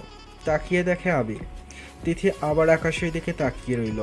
আবির তিথিকে দেখে পিছন থেকে জড়িয়ে ধরে, কাঁধে থুতনি রেখে বলে, আমার বউয়ের কি খুব মন খারাপ? তিথি চুপ করে রইল। আবির বুঝতে পারলো তার বউ কেন রাগ করেছে। আবির তিথিকে গভীরভাবে জড়িয়ে ধরে বলল, আমি জানি তুমি আমার পাশে অন্য কোনো মেয়েকে সহ্য করতে পারো না। Trust me Lina. লিনা শুধু আমার ফ্রেন্ড। তিথি আবিরকে জড়িয়ে ধরে বলল, প্লিজ আমায় কখনো ছেড়ে যাবেন না। আবির তিথির কপালে ঠোঁট ছুঁয়ে বলল, না বউ, আমি শুধু তোমার। তিথি আবিরকে কিছু বলতে না দিয়ে ঠোঁটে ঠোঁট ডুবিয়ে দিল। আবির যেন স্তব্ধ হয়ে গেল। আবির তিথি থেকে সরে আসতে চাইল, কিন্তু তিথি আবিরকে ছাড়ল না। এতে করে যেন আবিরও হারিয়ে গেল তিথির মাঝে। তিথি 5 মিনিট পর ছেড়ে দিল। আবির ও তিথি হাঁপাতে লাগলো। আবির তিথিকে জড়িয়ে ধরে বলল, আজ আমার বউয়ের এত প্রেম প্রেম পেয়েছে বলেই হাসতে শুরু করলো। এতে রেগে গেল তিথি। তিথি আবিরের হাতে কামড় বসিয়ে দিল। আবির তিথিকে কিছু না বলে এক জটকায় কোলে তুলে নেয়, বিছানায় শুয়ে দেয়। তিথি পিটফিট করে তাকিয়ে রইল, বোঝার চেষ্টা করছে আবির করতে চাইছেটা কি। আবির তিথির পাশে শুয়ে তিথিকে নিজের কাছে এনে তিথির ঘাড়ে কামড় বসিয়ে দিল। তিথি ব্যথা পেলেও কিছু বলল না। চোখ বন্ধ করে আবিরকে শক্ত করে জড়িয়ে ধরে শুয়ে রইল। আবির তিথির কানের কাছে মুখ নিয়ে বলল, বউ কি আজ এভাবেই থাকবে? হ্যাঁ, আজ এভাবেই থাকবো। আপনার কোনো সমস্যা থাকলেও কিচ্ছু করার নেই, কারণ আমার হাজবেন্ডের সাথে আমি থাকবো, তাতে আপনার কি? আমার কিছু না, আমিও আর আমার ওয়াইফের সাথে থাকবো, এতে তোমার কি? তিথি হা হা করে হেসে উঠল আর বলল, বাহ, মিস্টার আবির রহমান দেখি কথা নকল করেও বলতে পারে। তো কি হয়েছে, আমি কি মানুষ না? আর যদি হয় সেটা আমার বউ, তাহলে আমি নির্লজ্জ হতেও রাজি। আমি কিন্তু আরো অনেক কিছু করতে পারি, যেমন। তিথি আবিরের কথা শেষ না করতেই মুখে হাত চেপে ধরল আর বলল, নির্লজ্জ লোক, মুখে কিচ্ছু আটকা না, সরেন তো, উঠবো আমি। কোনো ছাড়াছাড়ি হবে না, এখন আমি ঘুমাবো, একদম বিরক্ত করবে না। তিথি মুখ ভেঙছে বলল, ইস, আইসে তাকে বিরক্ত করবো, সে নিজেই আমায় জ্বালাচ্ছে, আমায় ছেড়ে ঘুমান। আবির কিছু না বলে তিথির ঘাড়ে মুখ গুজে শুয়ে পড়ল। এতে তিথি চোখ বড় বড় করে তাকিয়ে রইল আবিরের দিকে। কিছুক্ষণ পর তিথি অনুভব করল আবিরের ঘন নিঃশ্বাসের শব্দ। তিথি ও আবিরকে শক্ত করে জড়িয়ে ধরে কিছুক্ষণের মধ্যে হারিয়ে গেল ঘুমের রাজ্যে। আয়শা চৌধুরী বিকেলের দিকে তিথিকে ডাকতে এসে দেখে দরজা না লাগিয়ে রাখছে, তাই তিথিকে ডাকতে লাগলো, তিথিমা উঠ, দুপুর গড়িয়ে বিকাল হতে চললো, খাবি তো নাকি? তিথিমা ওঠ। আয়শা চৌধুরী দেখে তিথির ঘুম ভেঙে গেল। পিট পিট করে তাকালো। আবিরের দিকে তাকিয়ে দেখে আবির বাচ্চাদের মতো ঠোঁট কামড়ে ধরে ঘুমিয়ে আছে। তিথি মুচকি হেসে আবিরকে সরিয়ে দিয়ে উঠে ফ্রেশ হয়ে এসে দরজা খুলে দিল আর বলল, মা ভেতরে এসো। আয়েশা চৌধুরী মুচকি হেসে বলল, কয়টা বাজে দেখেছো? খাবার খেতে হবে না? তোমার আব্বু তোমাদের জন্য অপেক্ষা করতে করতে দেখলো তোমরা আসলে না, তাই আমরা নিজেরাই খেয়ে তোমাদের ডাকতে আসলাম। তিথি আয়েশা চৌধুরীকে জড়িয়ে ধরে বলল, সরি আম্মু, আসলে একটু ঘুমিয়ে পড়েছিলাম। আচ্ছা ঠিক আছে, আয় খাবার খাবি। আর আবির উঠে নাই? না আম্মু, তুমি রুমে গিয়ে রেস্ট করো, আমি আর তোমার ছেলে খেয়ে নিব। সত্যি তো? আচ্ছা তাহলে আমি গেলাম। হ্যাঁ সত্যি, তুমি যাও একটু রেস্ট করো। তারপর আয়েশা চৌধুরী চলে গেল। তিথি রুমে গিয়ে আবিরের পাশে বসলো। তিথি আবিরকে ডাকতে লাগলো, এই যে শুনছেন, উঠেন, আম্মু খাবার খেতে বললো, প্লিজ উঠেন। আবির একটু নড়াচড়া করে আবার ঘুমিয়ে পড়ল। তিথি আবিরের কানের কাছে মুখ নিয়ে বলল, ডিয়ার হাজবেন্ড, উঠেন।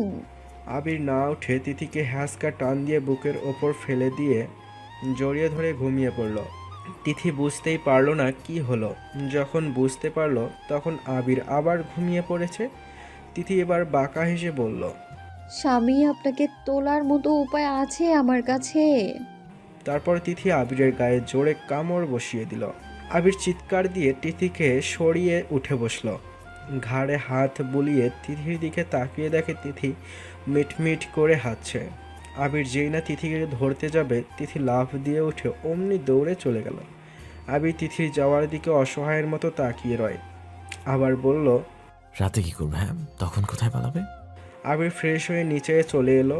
তিথি দৌড়ে নিচে এসে থমকে গেল। তিথি যে এত বড় একটা চমক পাবে ভাবতেও পারিনি। তিথি দৌড়ে গিয়ে দেখে তার আব্বু আম্মু আছে। আয়শা চৌধুরী আর আদি চৌধুরীর সাথে বসে গল্প করছে। তিথি দৌড়ে গিয়ে জড়িয়ে ধরে তিথির আম্মুকে। তিনিও অনেকদিন পর মেয়েকে কাছে পেয়ে জড়িয়ে ধরেন। তিথি কান্না করে দিয়ে বলে, আমাকে ছাড়া তোমরা ভালোই ছিলে। তিথির আব্বু তিথির মাথায় হাত বুলিয়ে আদর করে বলল, মা তোমাকে ছাড়া কি আমরা কখনো ভালো থাকতে পারি? তিথি তার আব্বুকে জড়িয়ে ধরে বলল, আমি খুব রাগ করেছি। তিথির আব্বু তিথির মাথায় হাত বুলিয়ে আদর করে বলেন, আমার লক্ষ্মী সোনা রাগ করে না। তুমি কেমন আছো মা? তিথি মুচকি হেসে বলল, আমি অনেক ভালো আছি, তোমরা না থাকলেও এখানে আমার আরেকটা মা বাবা আছে। তিথির কথায় আদি চৌধুরী আর আয়শা চৌধুরী তৃপ্তির হাসি হাসল। তিথির আম্মু বলল, বেআইন, আমরা তিথিকে আর আবিরকে কিছু দিনের জন্য নিয়ে যেতে চাই। আবির সি দিয়ে নেমে যা বলল, তিথির মুখ ছোট হয়ে গেল। সরি আব্বু, আমি যেতে পারবো না, আমার মিটিং আছে ইম্পর্টেন্ট একটা। তিথিকে নিয়ে যান, আমি কাল চলে যাব। আবির লিনাকে ডাকতে লাগলো, লিনা কোথায় তুমি? তাড়াতাড়ি এসো, মিটিংয়ের দেরি হয়ে যাচ্ছে। আবিরের কথা শুনে তিথির মুখটা ছোট হয়ে গেল। লিনা নামতে নামতে বলল, সরি আবির, আমি টায়ার্ড, শরীরটা খুব খারাপ। লিনা পড়ে যেতে ধরলো। আবির দৌড়ে গিয়ে ধরে সোফায় বসালো। আবির তিথিকে বলল, তিথি প্লিজ একটু পানি নিয়ে এসো তাড়াতাড়ি। তিথি কিছু না বলে পানি আনতে চলে গেল। আর কেউ না বুঝলেও তিথি ঠিক বুঝতে পারছে লিনা ইচ্ছে করে এসব করছে। তাই তিথি বাঁকা হেসে পানি আনতে চলে যায়। এদিকে তিথিকে মোড খারাপ করতে দেখে শয়তানি হাসি ফুটে উঠল লিনার মুখে। মনে মনে বলল, তিন্নি রানী, আজ থেকে আমার খেলা শুরু। তিথি লিনাকে দেখানোর জন্য মোড খারাপ করে পানি নিয়ে এসে আবিরের হাতে দিল। আবির পানি নিয়ে লিনাকে খাইয়ে দিল আর বলল, আজ আর তোমাকে মিটিং যেতে হবে না। আবিরের আম্মু বলল, হ্যাঁ মা, তুমি আজ বাসায় থাকো। আবিরের আম্মুর সাথে আবিরের আব্বু সহমত প্রকাশ করলো। তিথির আব্বু আম্মু বলল, আজ তাহলে আসি আমরা। আবির যেদিন যাবে তিথিও না হয় সেদিনই একসাথে যাবে। তিথি মাথা নাড়িয়ে হ্যাঁ বোঝায়। আবিরের আম্মু বলল, আজ কোনো যাওয়া যাই হবে না, আজ থাকবেন আপনারা। না বেন, অনেক কাজ বাকি আছে। তিথির আম্মু আব্বু অনেক বুঝিয়ে রাজি করালো। তারপর তিথির কাছে গিয়ে আদর করে চলে গেল তারা। তিথি মন খারাপ করে দাঁড়িয়ে রয়। আবির তিথিকে দেখে বুঝতে পারলো তিথির মন খারাপ, কিন্তু মিটিংয়ের কাজের জন্য কিছু বলতে পারলো না। লিনা আবিরের হাত ধরে নিজের দিকে ঘুরিয়ে বলল, প্লিজ আবির, আমাকে একটু রুমে দিয়ে আসো, আমার অনেক খারাপ লাগছে। আবির একবার তিথির দিকে তাকালো, আবার আম্মুর দিকে। আবিরের আম্মু বুঝতে পেরে আবিরকে চোখের ইশারায় নিয়ে যেতে বলে। আবির লিনাকে কোলে তুলে নিল, তারপর লিনার রুমের দিকে চলে গেল। লিনা তিথির দিকে তাকিয়ে শয়তানি হাসি দিল। তিথি হাসির মানে বুঝতে পেরেও কিছু বলল না। আবিরের আম্মু আব্বুও রুমে চলে গেল। তিথি আবিরের প্রতি আকাশ পরিমাণ অভিমান নিয়ে রুমের দিকে যাচ্ছে। হঠাৎ যাওয়ার সময় লিনার রুমের দিকে তাকিয়ে চোখ আটকে গেল। চোখ থেকে আপনা আপনি অশ্রু গড়িয়ে পড়ল। আবির লিনাকে কোলে করে নিয়ে রুমে প্রবেশ করল। যখন বিছানার কাছে যাবে, নিচে পড়ে থাকা তৈলে পা দিয়ে দুজনই বিছানায় পড়ে গেল। আবির গিয়ে লিনার ওপরে পড়ল। এমন আকস্মিক ঘটনায় আবির স্তব্ধ হয়ে গেল। ঠিক বেঠিক ভুলে যায়, ওঠার কথা মাথা থেকে বেরিয়ে গেছে। সেই সুযোগটাই লিনা কাজে লাগালো। লিনা দরজার সামনে তিথিকে দেখতে পেয়ে জড়িয়ে ধরল। এমনভাবে জড়িয়ে ধরল, পিছন থেকে কেউ দেখলে ভাববে কিস করছে। তিথি দেখে যে আবির লিনার গায়ের ওপর, আর লিনা জড়িয়ে ধরে আছে, কিস করছে দুজনে। তিথি চোখ থেকে পানিটুকু মুছে বলল, বাহ মিস্টার আবির রহমান, এই তাহলে আপনার মিটিং। ইস, আমি মনে হয় ভুল সময় চলে এসেছি, তাই না? ওকে, আমি আপনাদের মাঝে বাধা হয়ে থাকবো না। আবির তিথির কণ্ঠে শুনে চমকে লিনার ওপর থেকে সরে দাঁড়িয়ে বলল, তিথি তুমি আমাকে ভুল বুঝছো, প্লিজ শোনো। তিথি আবিরকে আর কিছু বলতে না দিয়ে বলল, ব্যাস মিস্টার আবির রহমান, অনেক বলেছেন, আর না। তিথি দৌড়ে চলে গেল। আবির কি করবে বুঝতে পারছে না। যেই না দৌড় দিবে অমনি লিনা আহ করে উঠল। আবির লিনার কাছে গিয়ে বলল, কি হয়েছে লিনা? আবির, আমার মাথায় খুব পেইন হচ্ছে, মনে হচ্ছে আমি আর বাঁচবো না। প্লিজ আবির, আমাকে একা রেখে যেও না। আবির লিনার অবস্থা দেখে আর গেল না, বলল, আচ্ছা তুমি ঘুমাও, আমি মাথায় হাত বুলিয়ে দিচ্ছি। লিনা শয়তানি হাসি দিয়ে চোখ বন্ধ করে শুয়ে রইল। তিথি দৌড়ে ছাদে গিয়ে মেঝেতে হাঁটু করে বসে চিৎকার করে কাঁদতে লাগলো আর বলতে লাগলো, আমার সাথেই কেন এমনটা হয়? আমি কি কোনোদিনও সুখের মুখ দেখবো না?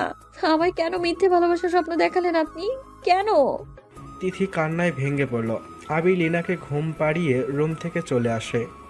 আবির চলে আসতেই লিনা উঠে বসে কাকে যেন ফোন করে দিয়ে সব কিছু বলে, হাসতে লাগলো। অপর পাশের লোক লিনার কথা শুনে বলল, আচ্ছা বাই সুইটহার্ট। কল কেটে আগন্তুক বলতে লাগলো, আমি ফিরে আসছি খুব তাড়াতাড়ি সুইটহার্ট। বলে হাসতে লাগলো। তিথি কাঁধে কারো হাতের স্পর্শ পেয়ে সামনে তাকায়। তাকিয়ে যাকে দেখলো তাকে দেখে তিথির চোখ রক্ত বর্ণ ধারণ করলো। তিথি আবিরের হাত নিজের কাঁধ থেকে ঝাটকা মেরে সরিয়ে দিল। প্লিজ তিথি, আমার কথাটা শোনো, তুমি যা দেখেছো সেরকম কিছু না, প্লিজ আমাকে বিশ্বাস করো। লিনা আমার খুব ভালো ফ্রেন্ড, দ্যাটস ইট, আর কিচ্ছু না। তিথি আবিরকে থামিয়ে দিয়ে বলল, বলা শেষ আপনার? এখন আপনি আসতে পারেন, আমি একা থাকতে চাই। তিথি প্লিজ আমার কথা শোনো, আমি ইচ্ছে করে কিছু করি নাই, যা হয়েছে তা একটা accident, please try to understand. Tithi এবার নিজেকে আর শান্ত রাখতে পারল না, চিৎকার করে বলল, কি শুনবো আপনার কথা? নিজের চোখকে কি করে অবিশ্বাস করি বলেন তো? আপনার জীবনে যদি অন্য কেউই আছে তাহলে কেন আমায় বিয়ে করলেন? বলেন না কেন করলেন? তিথি বিশ্বাস করো, আমি শুধু তোমাকে ভালোবাসি। তিথি আর কতবার বলবো, লিনা আমার জাস্ট ফ্রেন্ড। তিথি চিৎকার করে উঠল, প্লিজ মিস্টার আবির রহমান, অনেক বলেছেন, আর না। আমি জানি কেউ চুরি করে স্বীকার করে না যে সে চুরি করেছে, আর আপনি তো অবৈধ সম্পর্ক। আবির তিথিকে আর কিছু বলতে না দিয়ে তিথির ডান গালে ঠাস করে চড় বসিয়ে দিল। রেগে বলল, চুপ, অনেক বলেছ, আমি বলছি এটা জাস্ট একটা অ্যাক্সিডেন্ট। তিথি আবিরের থেকে 3 গুণ চিৎকার করে বলল, আপনার সাহস কি করে হয় আমাকে মারার? আপনি অবৈধ সম্পর্কে জড়াবেন আর আমি বললেই দোষ?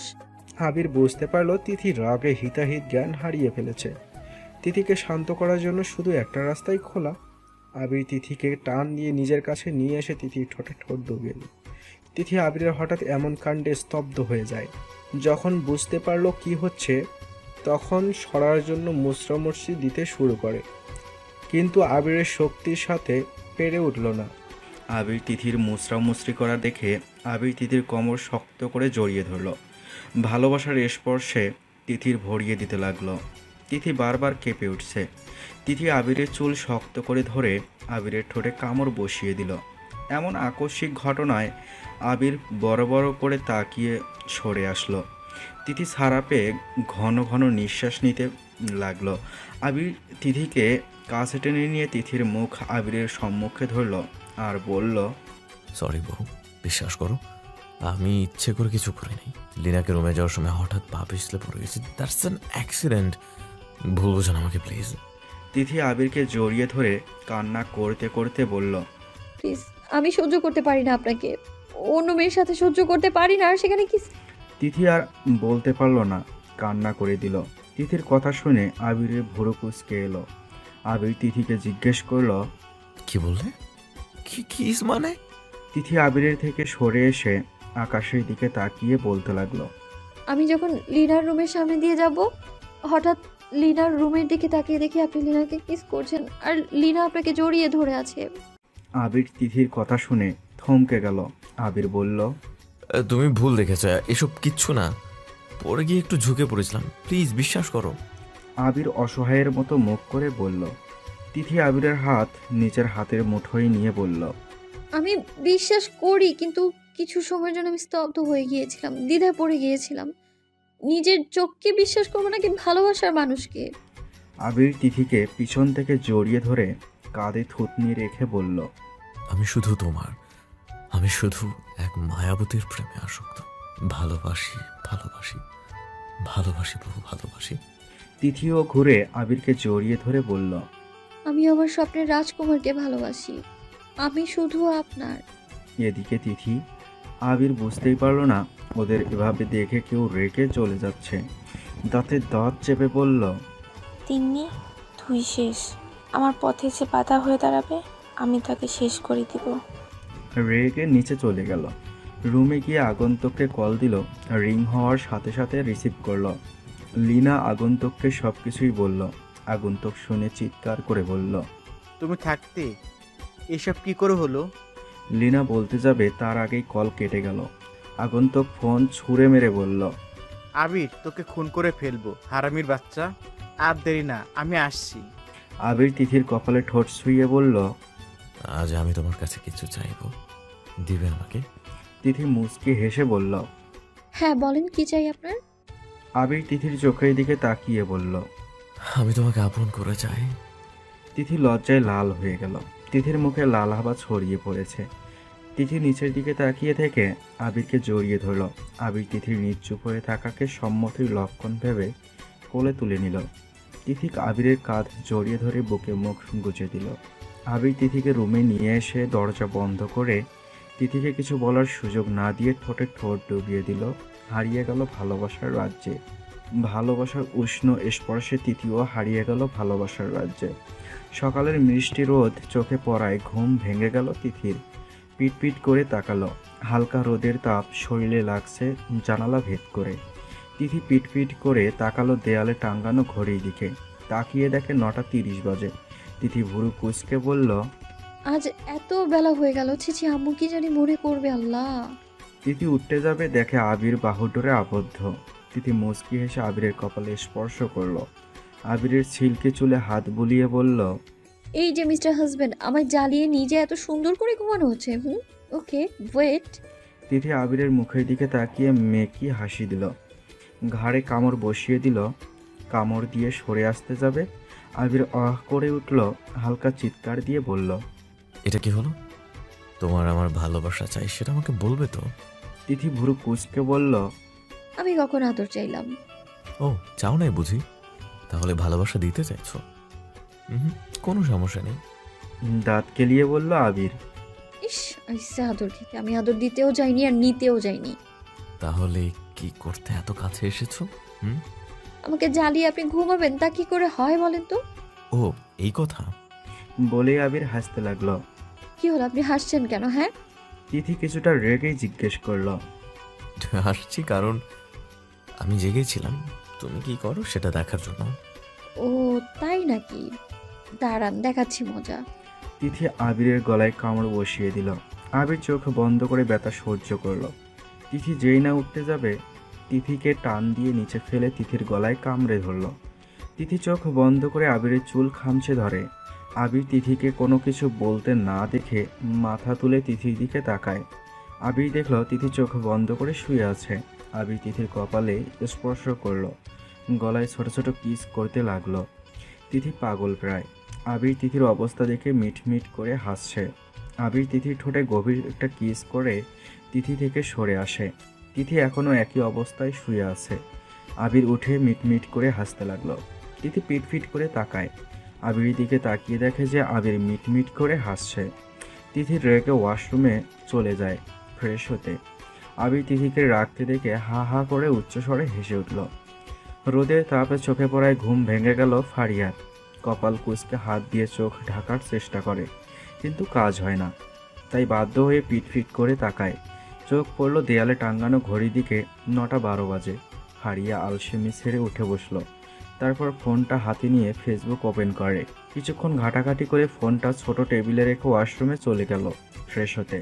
প্রায় 30 মিনিট পর বের হলো শাওয়ার নিয়ে। চুল থেকে টপ টপ করে পানি পড়ছে, কিন্তু মুছতে ইচ্ছে করছে না।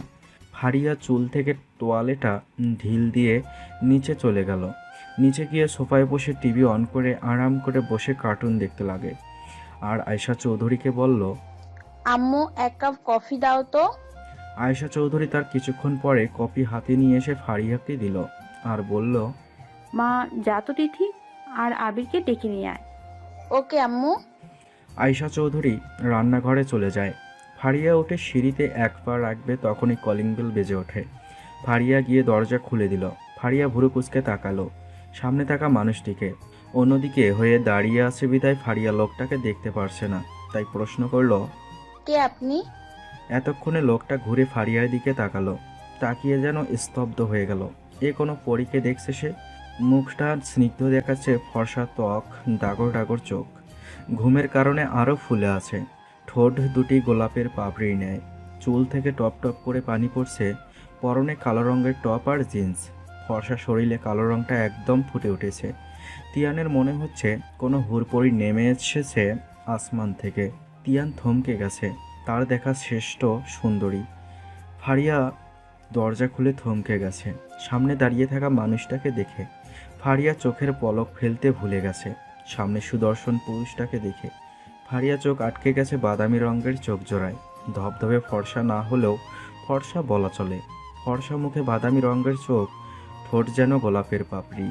চুলগুলো জেল দিয়ে পিছন দিকে দেয়া, সাদা শার্ট, কালো প্যান্ট, কালো শো, এক কথায় অপূর্ব।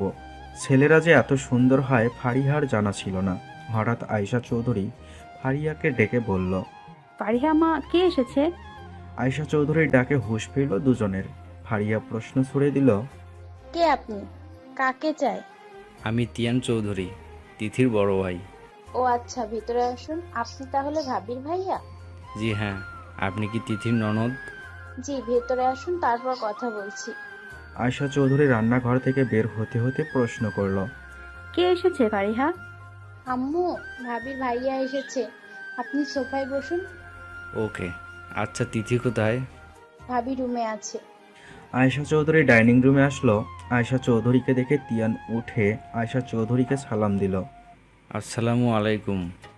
আন্টি কেমন আছেন? ওয়ালাইকুম সালাম। আলহামদুলিল্লাহ ভালো। তুমি কেমন আছো? বাড়ির সবাই কেমন আছে? আলহামদুলিল্লাহ ভালো, সবাই ভালো আছে। আচ্ছা বাবা, তুমি বসো। ফারিহা, যা তোমার তিথিদের ডেকে নিয়ে আয়। ওকে আম্মু। ফারিহা চলে যাবে ঠিক সেই সময় তিয়ানের কথায় থেমে গেল। আন্টি আমি যাই ওনার সাথে। আয়শা চৌধুরী মুচকি হেসে বলল, ওকে যাও বাবা। তিয়ান অনুমতি পেয়ে ফারিহার সাথে চলল। তিয়ান প্রশ্ন করল, আপনার নামটা যেন কি? মুচকি হেসে ফারিহা উত্তর দিল, আমার নাম ফারিয়া তাসনিম তুজ। তিয়ান মুচকি হাসলো শুধু। হঠাৎ ফারিয়া পড়ে যেতে লাগলে আহ! তিয়ান ফারিয়ার হাত টেনে ধরে নিজের কাছে টেনে নিল। ফারিয়া টান সামলাতে না পেরে তিয়ানের বুকের ওপর পড়ল। বাহ, ভালোই চলছে তো। কতদিন হলো? হঠাৎ এমন কথায় তিয়ান আর ফারিয়া চমকে উঠল। একে অন্যের কাছ থেকে সরে দাঁড়ালো।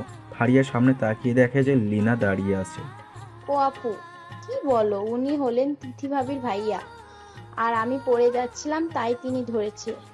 লিনা তিথির ভাইয়ের কথা শুনে কি যেন ভাবলো। তারপর তিয়ানকে বলল, হাই, আমি লিনা। আপনি? হ্যালো, আমি তিয়ান চৌধুরী। ও আচ্ছা, পরে কথা হবে, আমার একটু কাজ আছে, বাই। লিনা চলে গেল। তিয়ান ফারিয়াকে জিজ্ঞেস করলো, কে উনি? রিনা আপু হলো ভাইয়ার ফ্রেন্ড। ও আচ্ছা। আচ্ছা চলুন আমরা তিথির কাছে যাই। ওকে চলুন। তিথি ফ্রেশ হতে এসে দেখে আবির আয়নার সামনে দাঁড়িয়ে চুল আঁচড়াচ্ছে। তিথি আয়নার সামনে এসে দাঁড়িয়ে আবিরকে ঘুরিয়ে চুল আবার এলোমেলো করে দিল। আবির তিথির দিকে তাকালো, তাকিয়ে থমকে দাঁড়ালো। তিথিকে স্নিগ্ধ দেখাচ্ছে। তিথির চুল থেকে টপ টপ করে পানি পড়ছে। আবির অপলক দৃষ্টিতে তাকিয়ে আছে। আবির তিথিকে টান দিয়ে ঘুরিয়ে সামনে দাঁড় করিয়ে পিছন থেকে জড়িয়ে ধরে কাঁধে থুতনি রেখে বলল, আমার না তোমাকে ভালোবাসতে ইচ্ছা করছে। Can I have a kiss? ধুর, সরেন, অনেক আদর হয়েছে, এখন আমরা নিচে যাব। তিথি আবিরকে সরিয়ে দিয়ে চুল আঁচড়াতে লাগলো। হঠাৎ দরজায় করাঘাত হলো, ঠক ঠক ঠক ঠক। আবির গিয়ে দরজা খুলে দিল। সামনে ফারিয়া আর তিয়ানকে দেখলো। আবির তিয়ানকে জড়িয়ে ধরে বলল, কেমন আছো? আলহামদুলিল্লাহ ভালো। আপনি কেমন আছেন? তিথি তিয়ানের কণ্ঠ শুনে দৌড়ে এসে জড়িয়ে ধরলো। তিয়ান তিথিকে জড়িয়ে ধরে কপালের ঠোঁট ছুঁয়ে বলল, আমার লক্ষ্মী সোনা, কেমন আছিস? তিথি মাথা তুলে তিয়ানের দিকে অভিমানী গলায় বলল, আমি বলবো না। তুমি আজকে আমাকে দেখতে এলে, জানো না তোমাদের না দেখলে ভালো লাগে না। আমার লক্ষ্মী সোনা, রাগ করে না। তুই তো জানিস আমার পরীক্ষা ছিল, তাই বাসায় আসতে পারিনি। কাল পরীক্ষা শেষ হয়েছে, তাই চলে এসেছি। ফারিয়া বলে উঠল, আচ্ছা পরে হবে কথা, আগে চলো নাস্তা করবে, আম্মু নিচে যেতে বলেছে। ওকে, তোরা যা, আমরা আসছি। ওকে, আপনি চলুন তাহলে। তিয়ানের উদ্দেশ্যে বলল ফারিয়া। হ্যাঁ চলুন। তারপর তিয়ান আর ফারিয়া নিচে চলে যায়। তিথিও যেই না বের হবে, আবির শাড়ির আঁচল টেনে ধরে। তিথি পিছনে তাকিয়ে দেখে আবির আঁচল টেনে ধরে আছে। কি চাই? আমার উত্তর কই? আবির টেবিল হেসে বলল, জি না, এখন কোনো আদর টাদর হবে না। খুব যদি হয় একটা কিস চলবে? চলবে না, দৌড়াবে। আবির তিথিকে টান দিয়ে বুকের ওপর ফেলে কপালে ঠোঁট ছুঁয়ে দিল। তিথি চোখ বন্ধ করে অনুভব করলো প্রিয় মানুষের স্পর্শ, ভালোবাসার স্পর্শ। বাকিটা পরে বসিয়ে নিব। তিথি মুচকি এসে রুম থেকে বেরিয়ে গেল। আবিরও তিথির আঁচল ধরে তিথির সাথে সাথে হাঁটতে লাগলো। অন্যদিকে আগন্তুক, লিনা, যা করবে আজকের মধ্যেই। আজকে তিথির খেলা শেষ। চিৎকার করে হাসতে লাগলো। ওকে বেবি, তুমি আজকে তিন্নি কাহিনী শেষ করে দিবে। তিন্নি, লিনা এসে গেছে তোমাকে উপরে পাঠানোর জন্য। বলেই শয়তানি হাসিতে মেতে উঠল লিনা এবং আগন্তুক। তিথি আর আবির নিচে নেমে গেল। নিচে গিয়ে দেখে ফারিয়া আর তিয়ান বসে গল্প করছে। ফারিয়া, তুমি কিসে পড়ো? ভাইয়া, আমি ইন্টার ফার্স্ট ইয়ারে পড়ি। আপনি? আমি অনার্স প্রথম বর্ষ। ও আচ্ছা। লিনা আস্তে আস্তে নিচে যেয়ে বলল, হেই গাইস, আমি কি তোমার হাতের আড্ডায় যোগ দিতে পারি? আরে আপু আসো, তোমার সাথে আড্ডা দিতে ভালোই লাগবে। তো কি নিয়ে কথা হচ্ছে? এই তো কিসে পড়ে এইসব। আসো তোমরা সবাই, ব্রেকফাস্ট রেডি। ওকে চলো, সবাই আগে ব্রেকফাস্ট করে আসি। লিনা তিয়ানের দিকে তাকিয়ে বলল, চলুন। হ্যাঁ চলুন। তিয়ান আর লিনা গিয়ে টেবিলে বসলো, দুইজনে পাশাপাশি।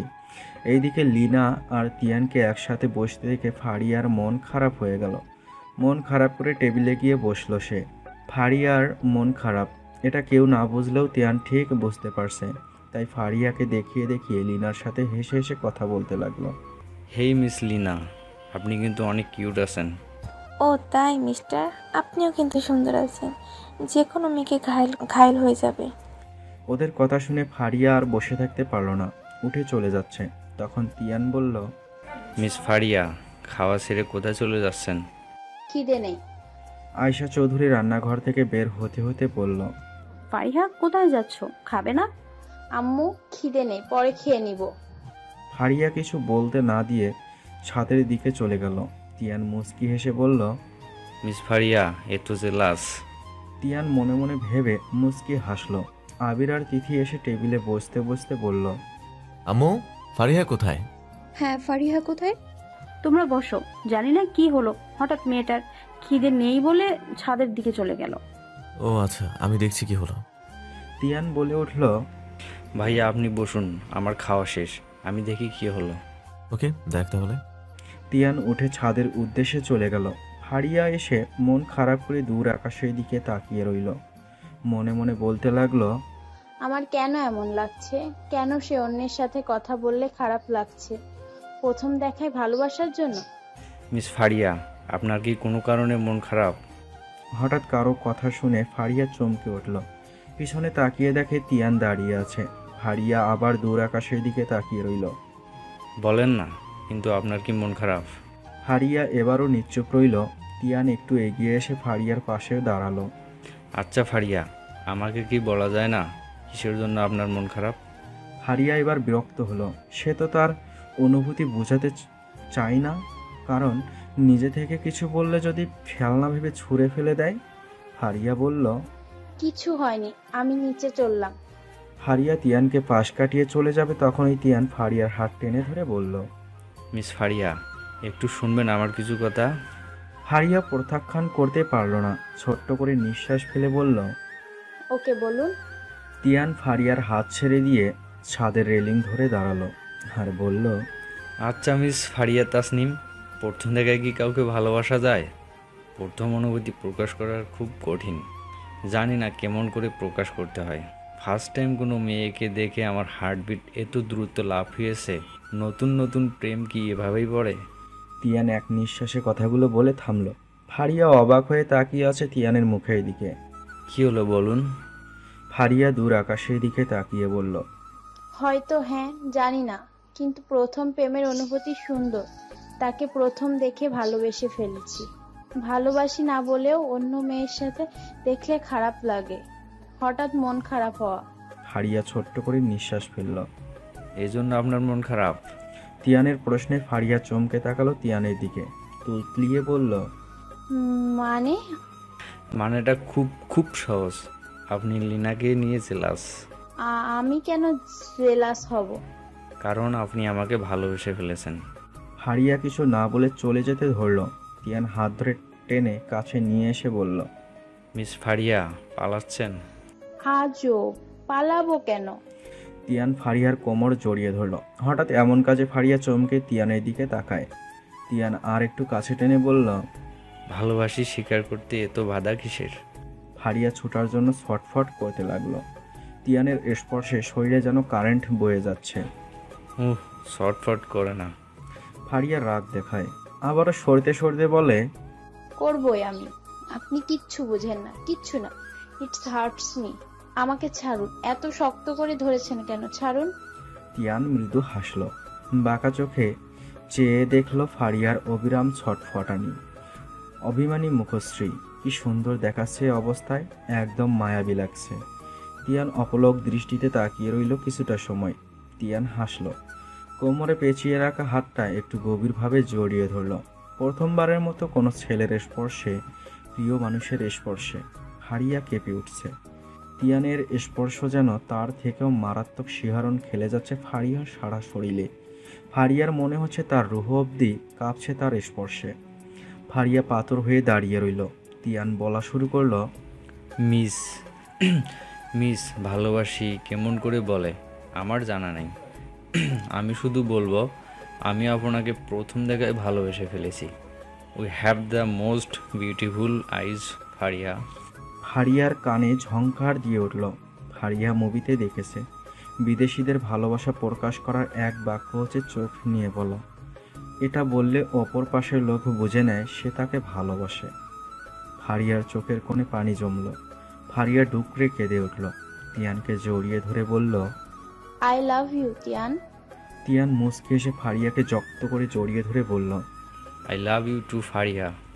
দুজন দুজনকে জড়িয়ে ধরে ভালোবাসার সাগরে হারিয়ে গেল।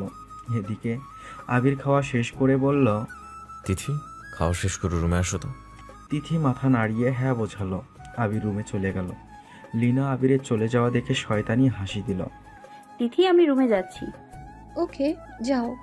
আয়শা চৌধুরী চলে গেলেন। লিনা খাওয়া শেষ করে তিথিকে বলল, তিন্নি, একটা কাজ করে দিবে? কি কাজ বলো?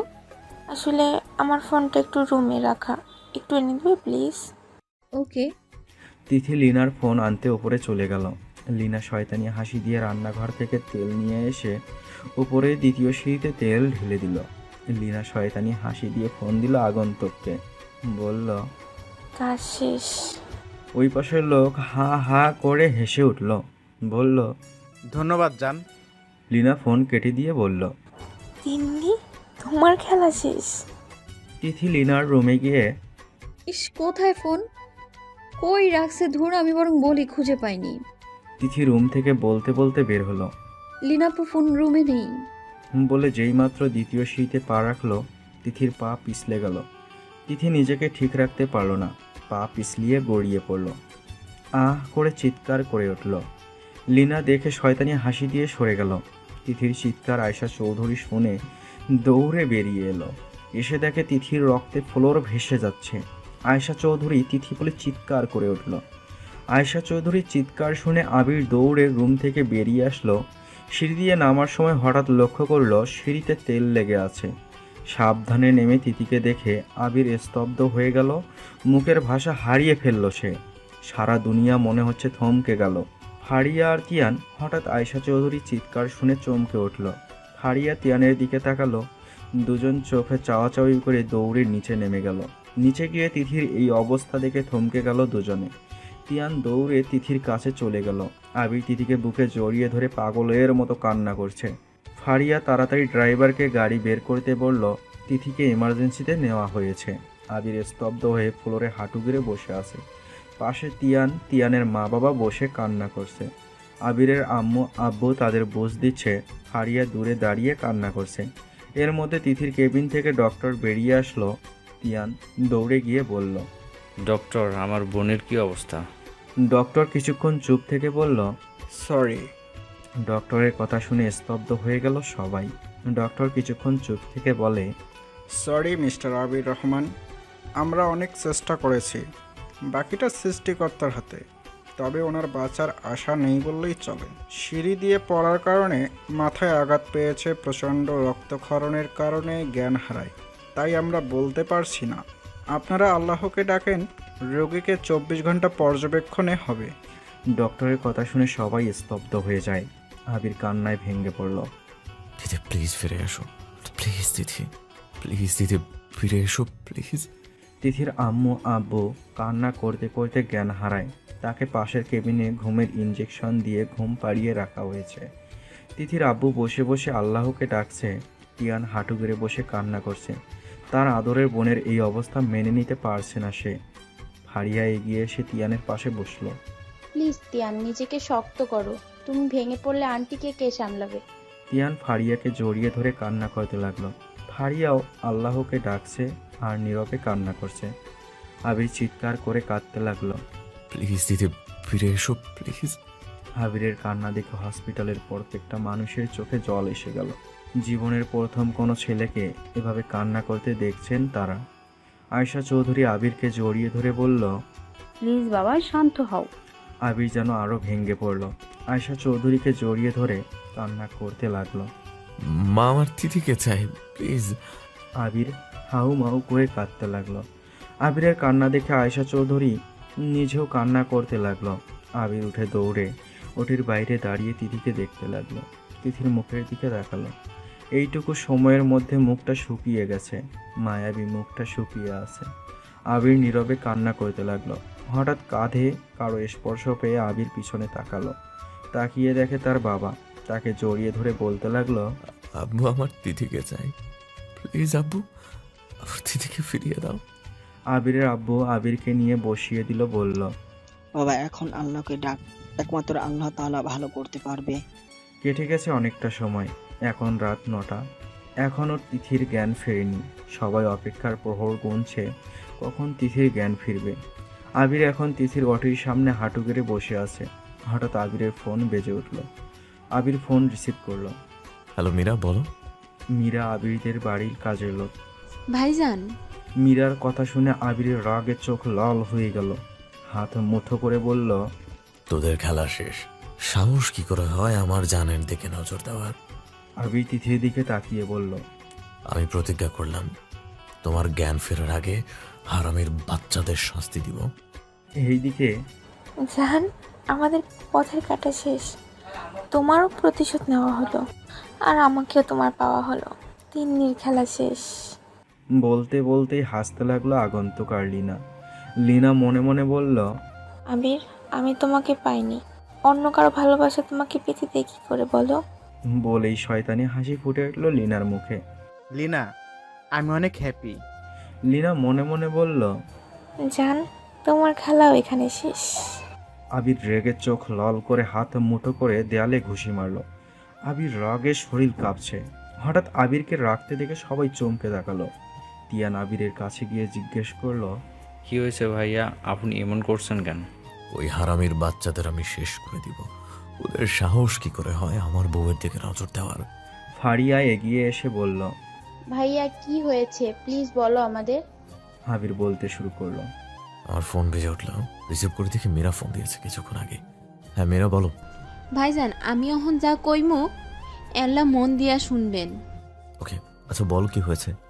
ভাইজান ভাবিমণি একা পইরা যায় নাই, হ্যারে মায়েরা ফেলতে সিঁড়িতে তেল ফেলা হয়েছে। আমি নিজের কানে সব শুনছি। কি কি বলছিস সব? হ ভাইজান আমি সব সত্যি কইতাছি। লিনা আপা তিথি ভাবিকে মাইরা ফেলতে চায়, তার লগে আরও একজন আছে। আমি নীলা আপাকে হ্যার লগে কথা কইতে দেখছি। লিনা আপা বলল ফোনে তিতিকে তো মারার জন্য এত কিছু, এখন এমনিতেই মরে যাবে। চল আমরা এখন কানাডায় চলে যাই। ভাইজান আনে এদের সাইরেন না। আবির রাগে মুঠোফোন চেপে ধরে বলল, মীরা এখন লীনা কোথায়? ভাইজান লিনা আপা মনে হয় চইলা যাইব। অহন আন্নে ঘরে সেই পুরনো বাড়িতে গেল। আমি তারে ফোনে আবির ফোন কেটে দিয়ে রেগে চোখ লাল করে বলল, আসছি আমি।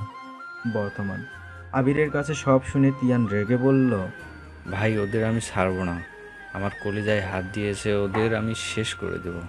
আবির আর তিয়ান হসপিটাল থেকে বেরিয়ে গেল।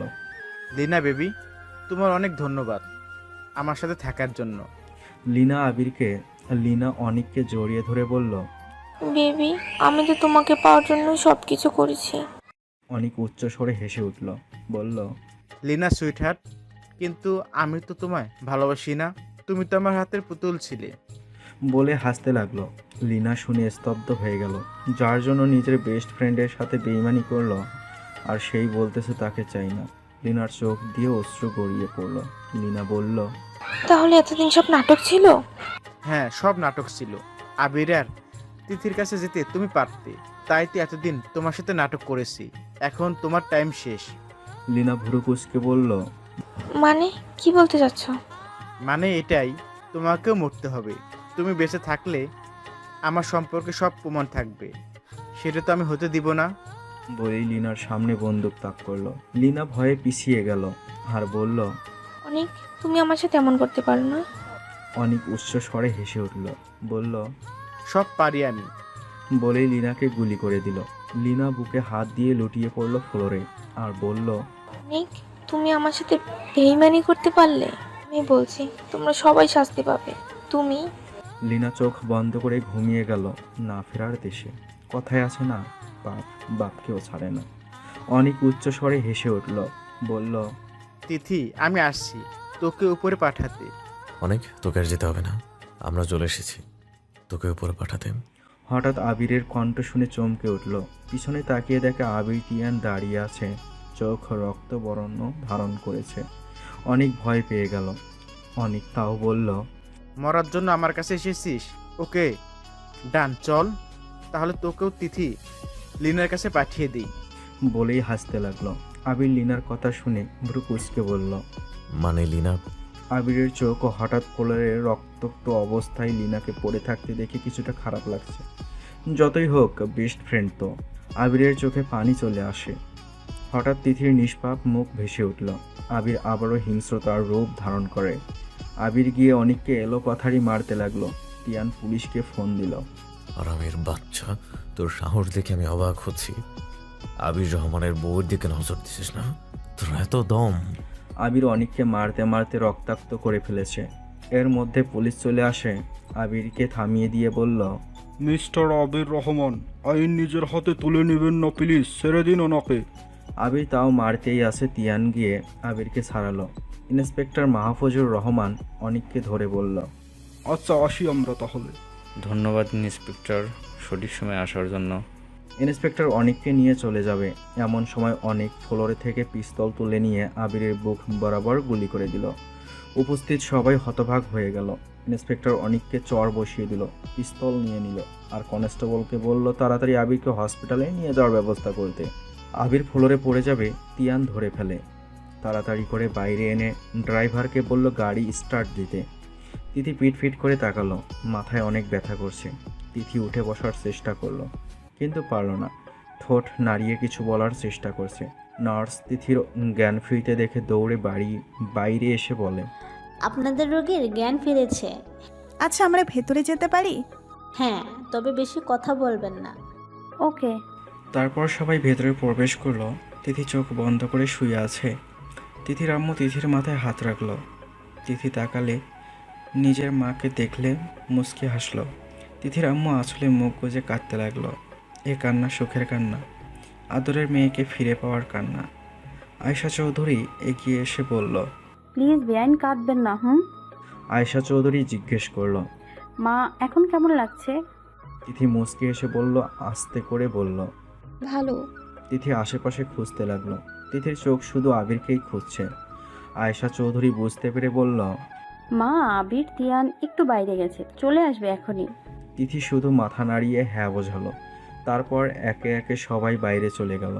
আয়শা চৌধুরী তিথির মন খারাপ বুঝতে পেরে সবাইকে বলল, আপনারা একটু বাইরে যান, আমি আছি তিথির কাছে। তিথির আম্মু তিথির কপালে ঠোঁট ছুঁয়ে বাইরে চলে গেলেন। তিথি আয়শা চৌধুরীকে জিজ্ঞেস করলো, মা উনি কোথায় গেছে? বললাম তো বাইরে গেছে, চলে আসবে। তিথি মন খারাপ করে বলল। হুম। আয়শা চৌধুরী তিথির মাথায় হাত বুলিয়ে দিতে লাগলো। এর মধ্যেই ডক্টর কেবিনে এসে বলল, হে বিউটিফুল, কেমন লাগছে এখন? তিথি মুচকি হেসে বলল, জি ভালো লাগছে। ডক্টর আয়শা চৌধুরীকে বলল, আপনি একটু বাইরে যান, আমি চেক করব এখন সব ঠিক কিনা। আয়শা চৌধুরী চলে গেল।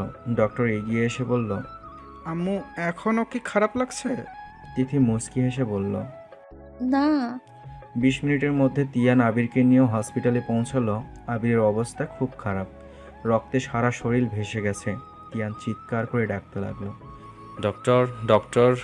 তিয়ানের চিৎকার শুনে সবাই পিছনে তাকিয়ে স্তব্ধ হয়ে গেল। আয়শা চৌধুরী দৌড়ে আবিরকে জড়িয়ে ধরে কান্না করতে লাগলো। আবির বাবা উঠ, কি হয়েছে তোর? ফারিহা আবিরের আব্বু দৌড়ে এসে কাঁদতে কাঁদতে বলল, কি হয়েছে তিয়ান, কি হয়েছে আবিরের? এখন কিছু বলার সময় নেই। Doctor doctor. নার্স ডক্টররা সবাই দৌড়ে আসলো। ডক্টর শফিক বলল, আতিয়া তাড়াতাড়ি নিয়ে চলো। ডক্টর আবিরকে নিয়ে অপারেশন রুমে চলে গেলেন। আয়শা চৌধুরী কান্নায় ভেঙে পড়ল। হসপিটালের প্রত্যেকটা মানুষ স্তব্ধ হয়ে গেল। যেই ছেলেটা কিছু ঘন্টা আগেও বইয়ের জন্য কান্না করলো, এখন সেই ছেলেটাই জীবন মৃত্যুর মাঝে লড়াই করছে। সবার চোখে জল চলে এলো। হারিয়া এসে তিয়ানকে জড়িয়ে ধরে বলল, কি হয়েছে আমার ভাইয়ের, বলো। তিয়ান সবাইকে সবকিছু খুলে বলে। সবাই আল্লাহর কাছে আবিরের জীবন ভিক্ষা চায়। আয়শা চৌধুরী কাঁদতে কাঁদতে বললেন, আল্লাহ, আমাদের এ কোন বিপদে ফেললে? মেয়েটার এই অবস্থা, এখন ছেলেটাও। প্লিজ আমার ছেলেকে ফিরিয়ে দাও। এইদিকে তিথি মন খারাপ করে বসে আছে। আবির, আপনি আমাকে একবারের জন্য দেখতে আসলেন না? তিথির চোখে পানি চলে আসে। আপনি আমায় ভুলে গেছেন তাই না? ওকে, আমিও আপনার সাথে আর কথা বলবো না। কি করে আমার লক্ষ্মী সোনাটা? তিয়ান ভিতরে আস্তে আস্তে বলল। তিথি তিয়ানের দিকে মন খারাপ করে বলল, তোমার বোন কান্না করছে। তিয়ান ভয় পেয়ে গেল। তিথি কিছু বুঝে যায়নি তো। তিয়ান হাসার চেষ্টা করে বলল, কি হয়েছে আমার বোনের? তিথি মন খারাপ করে বলল, উনি তো এখনো আমায় দেখতে আসলো না। তিয়ান মুখের ভাষা হারিয়ে ফেলল, চোখের পানি চলে আসলো। তিথির আড়ালে মুছে মুচকি হেসে বলল, ভাইয়া একটু কাজ আছে, তাই একটু পরে আসবে। তিথি আরো মন খারাপ করে বলল, আমার থেকে তার কাজ আগে হলো।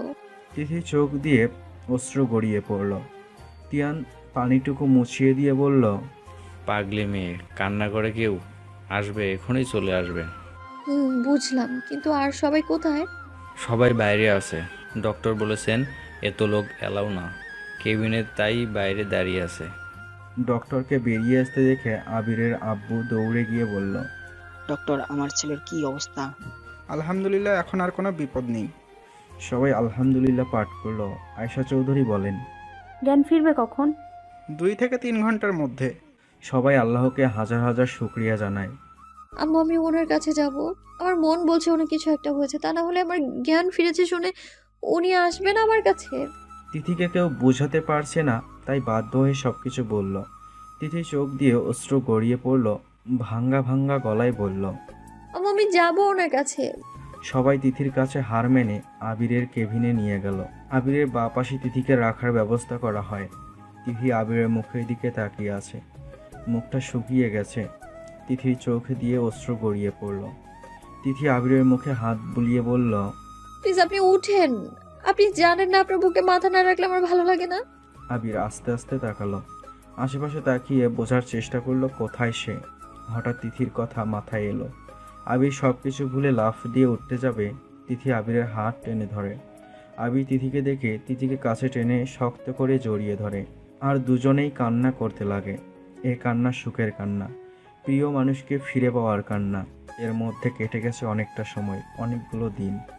আবির তিথি সুস্থ হয়ে বাড়ি ফিরে এসেছে। তিথি, তিথি কোথায় তুমি? প্লিজ রুমে এসো। তিথি আয়শা চৌধুরীর সাথে রান্না করতেছিল।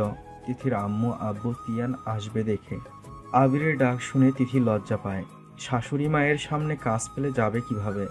আয়শা চৌধুরী মায়ের মতো, তারপরেও তিথি লজ্জায় মাথা নড়াতে পারছে না। আবির আবার ডাকতে শুরু করে, তিথি, তিথি কোথায় তুমি? আয়শা চৌধুরী মুচকি হেসে বলল, যা দেখ তো আবির কি বলে। তিথি লজ্জা পেয়ে নিচের দিকে তাকিয়ে রুমের দিকে চলে গেল। আয়শা চৌধুরী মুচকি হেসে আল্লাহর কাছে হাজারো শুকরিয়া আদায় করল, বলল, আল্লাহ আমার সংসার এভাবেই হাসি খুশিতে ভরিয়ে রেখো।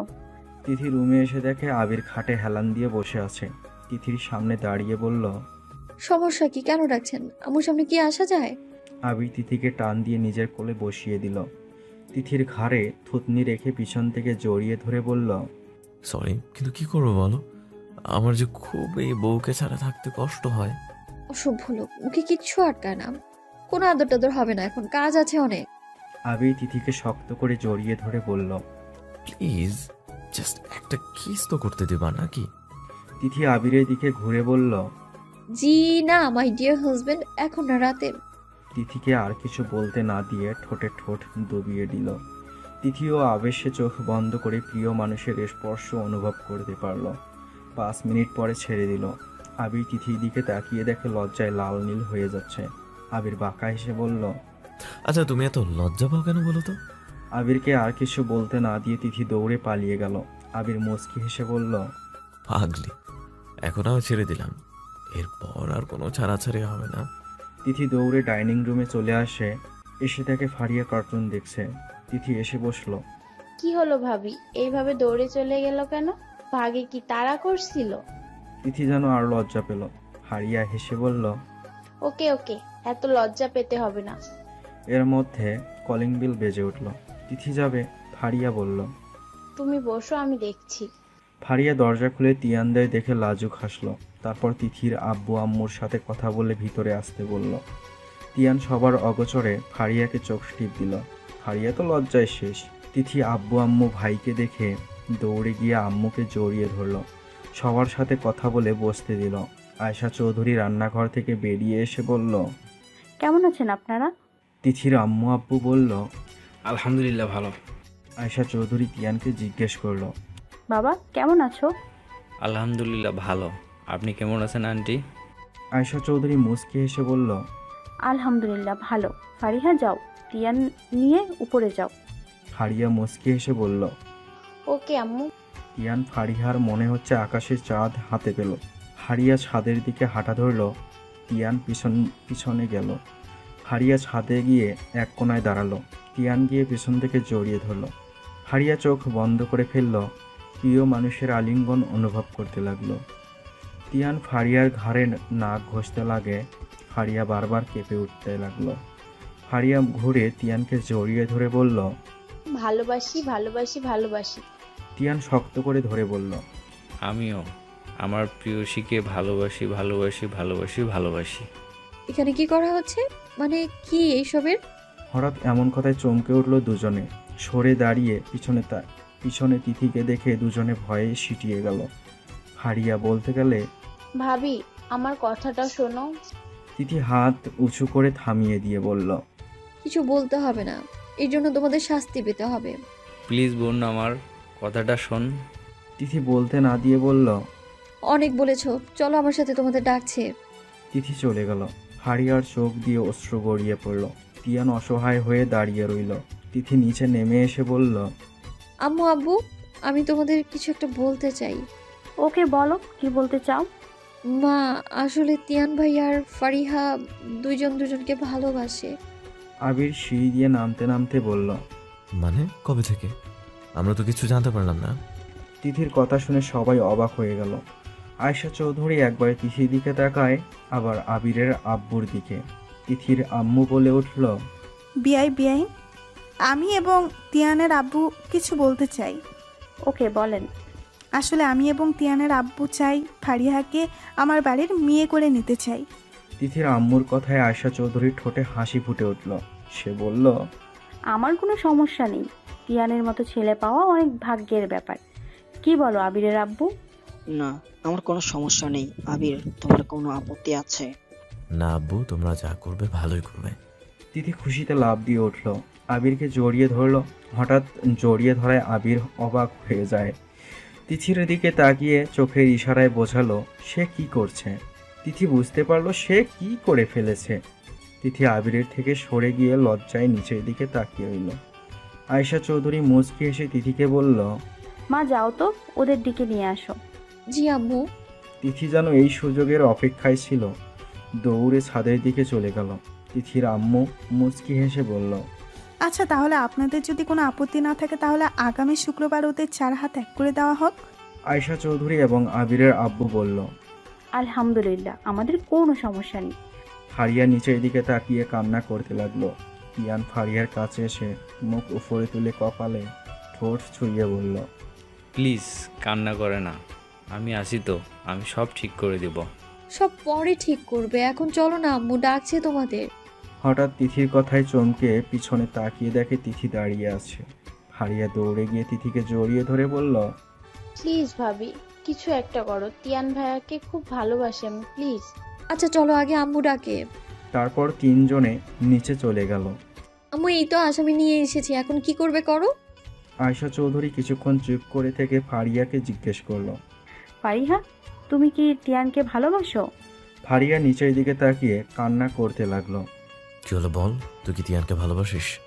সরি, ক্ষমা করবেন, আমি ফারিহা দুজনকে খুব ভালোবাসি।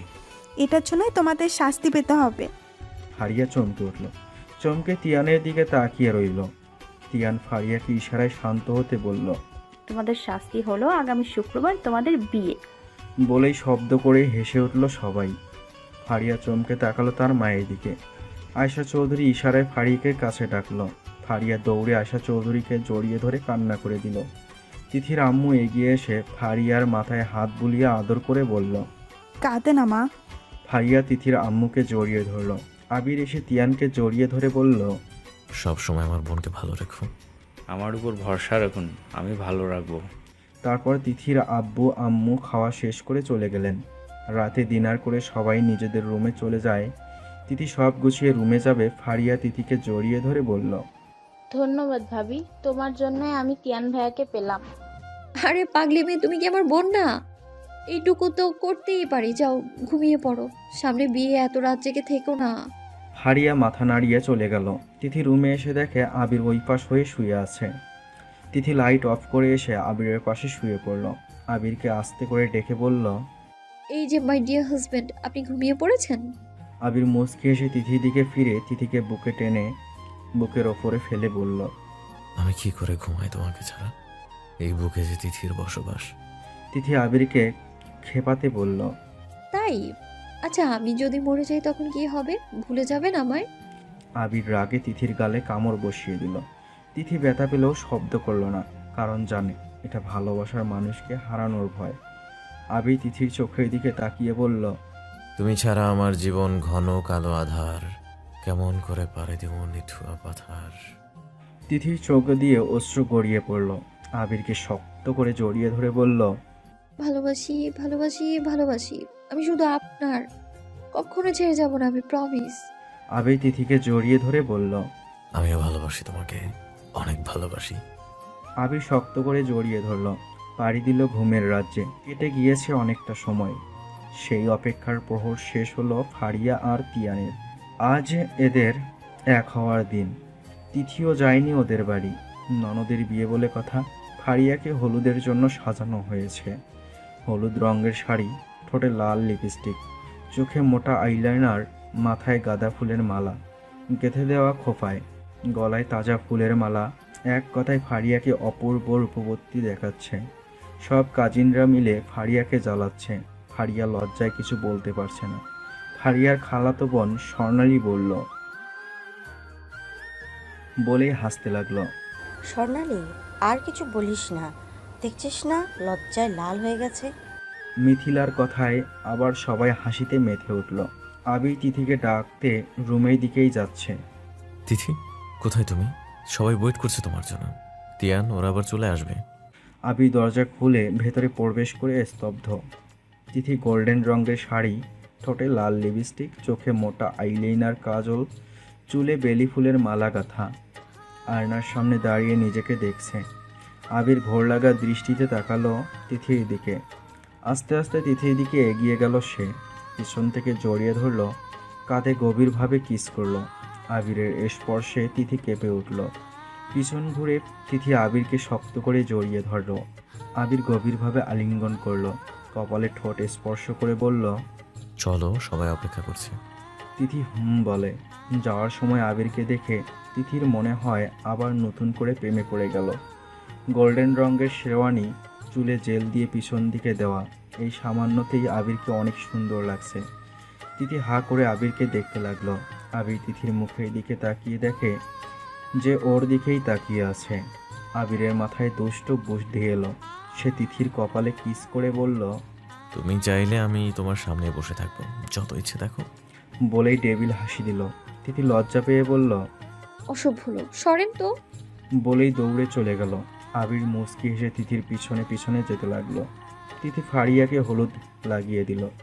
একে একে সবাই হলুদ লাগিয়ে দিল। হলুদের অনুষ্ঠান শেষ হয়।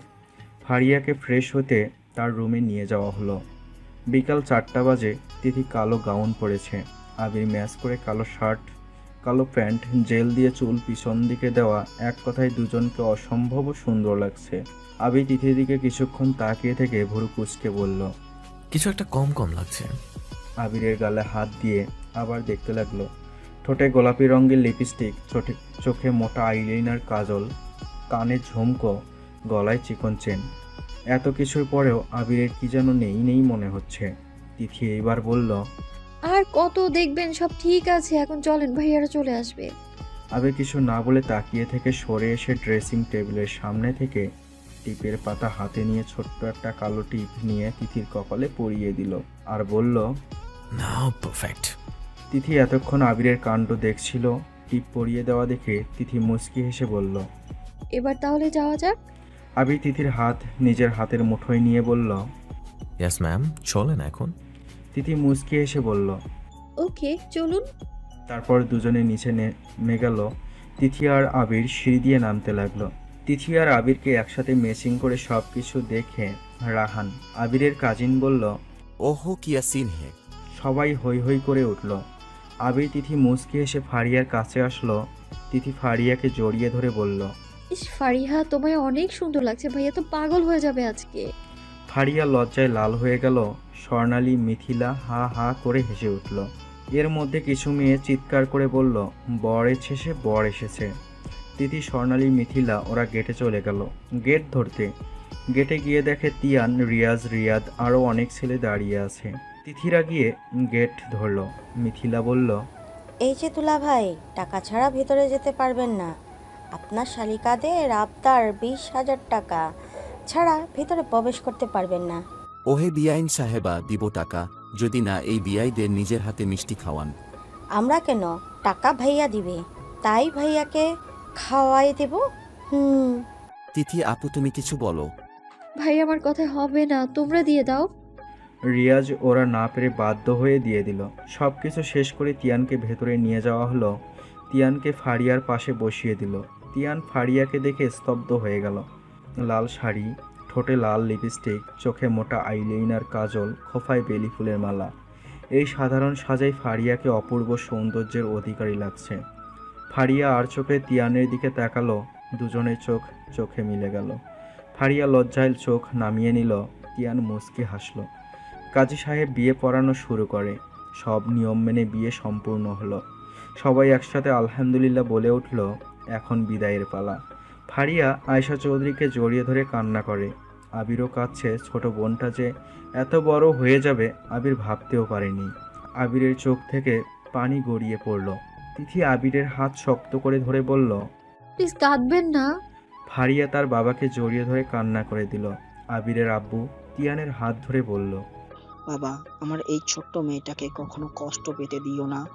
তিয়ান আবিরের আব্বুর হাত নিজের হাতে মুঠোয় নিয়ে বলল, বাবা আপনি চিন্তা করবেন না, ফারিয়াকে ভালো রাখবো।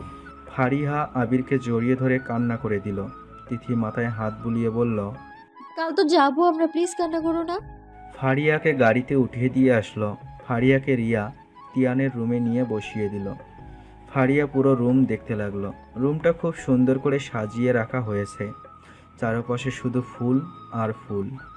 হঠাৎ দরজা খোলার শব্দে ফারিয়া চমকে উঠল। তাকিয়ে দেখে তিয়ান এসেছে। ফারিয়া নিজেকে কিছুটা গুটিয়ে নিল। তিয়ান এটা লক্ষ্য করলো।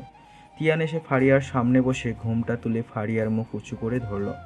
ফারিয়ার কপালে ঠোঁট ছুঁয়ে বলল, চলো নতুন জীবন শুরু করার আগে 2 রাকাত নামাজ আদায় করি। তারপর তিয়ান আর ফারিয়া নামাজ আদায় করে নিল।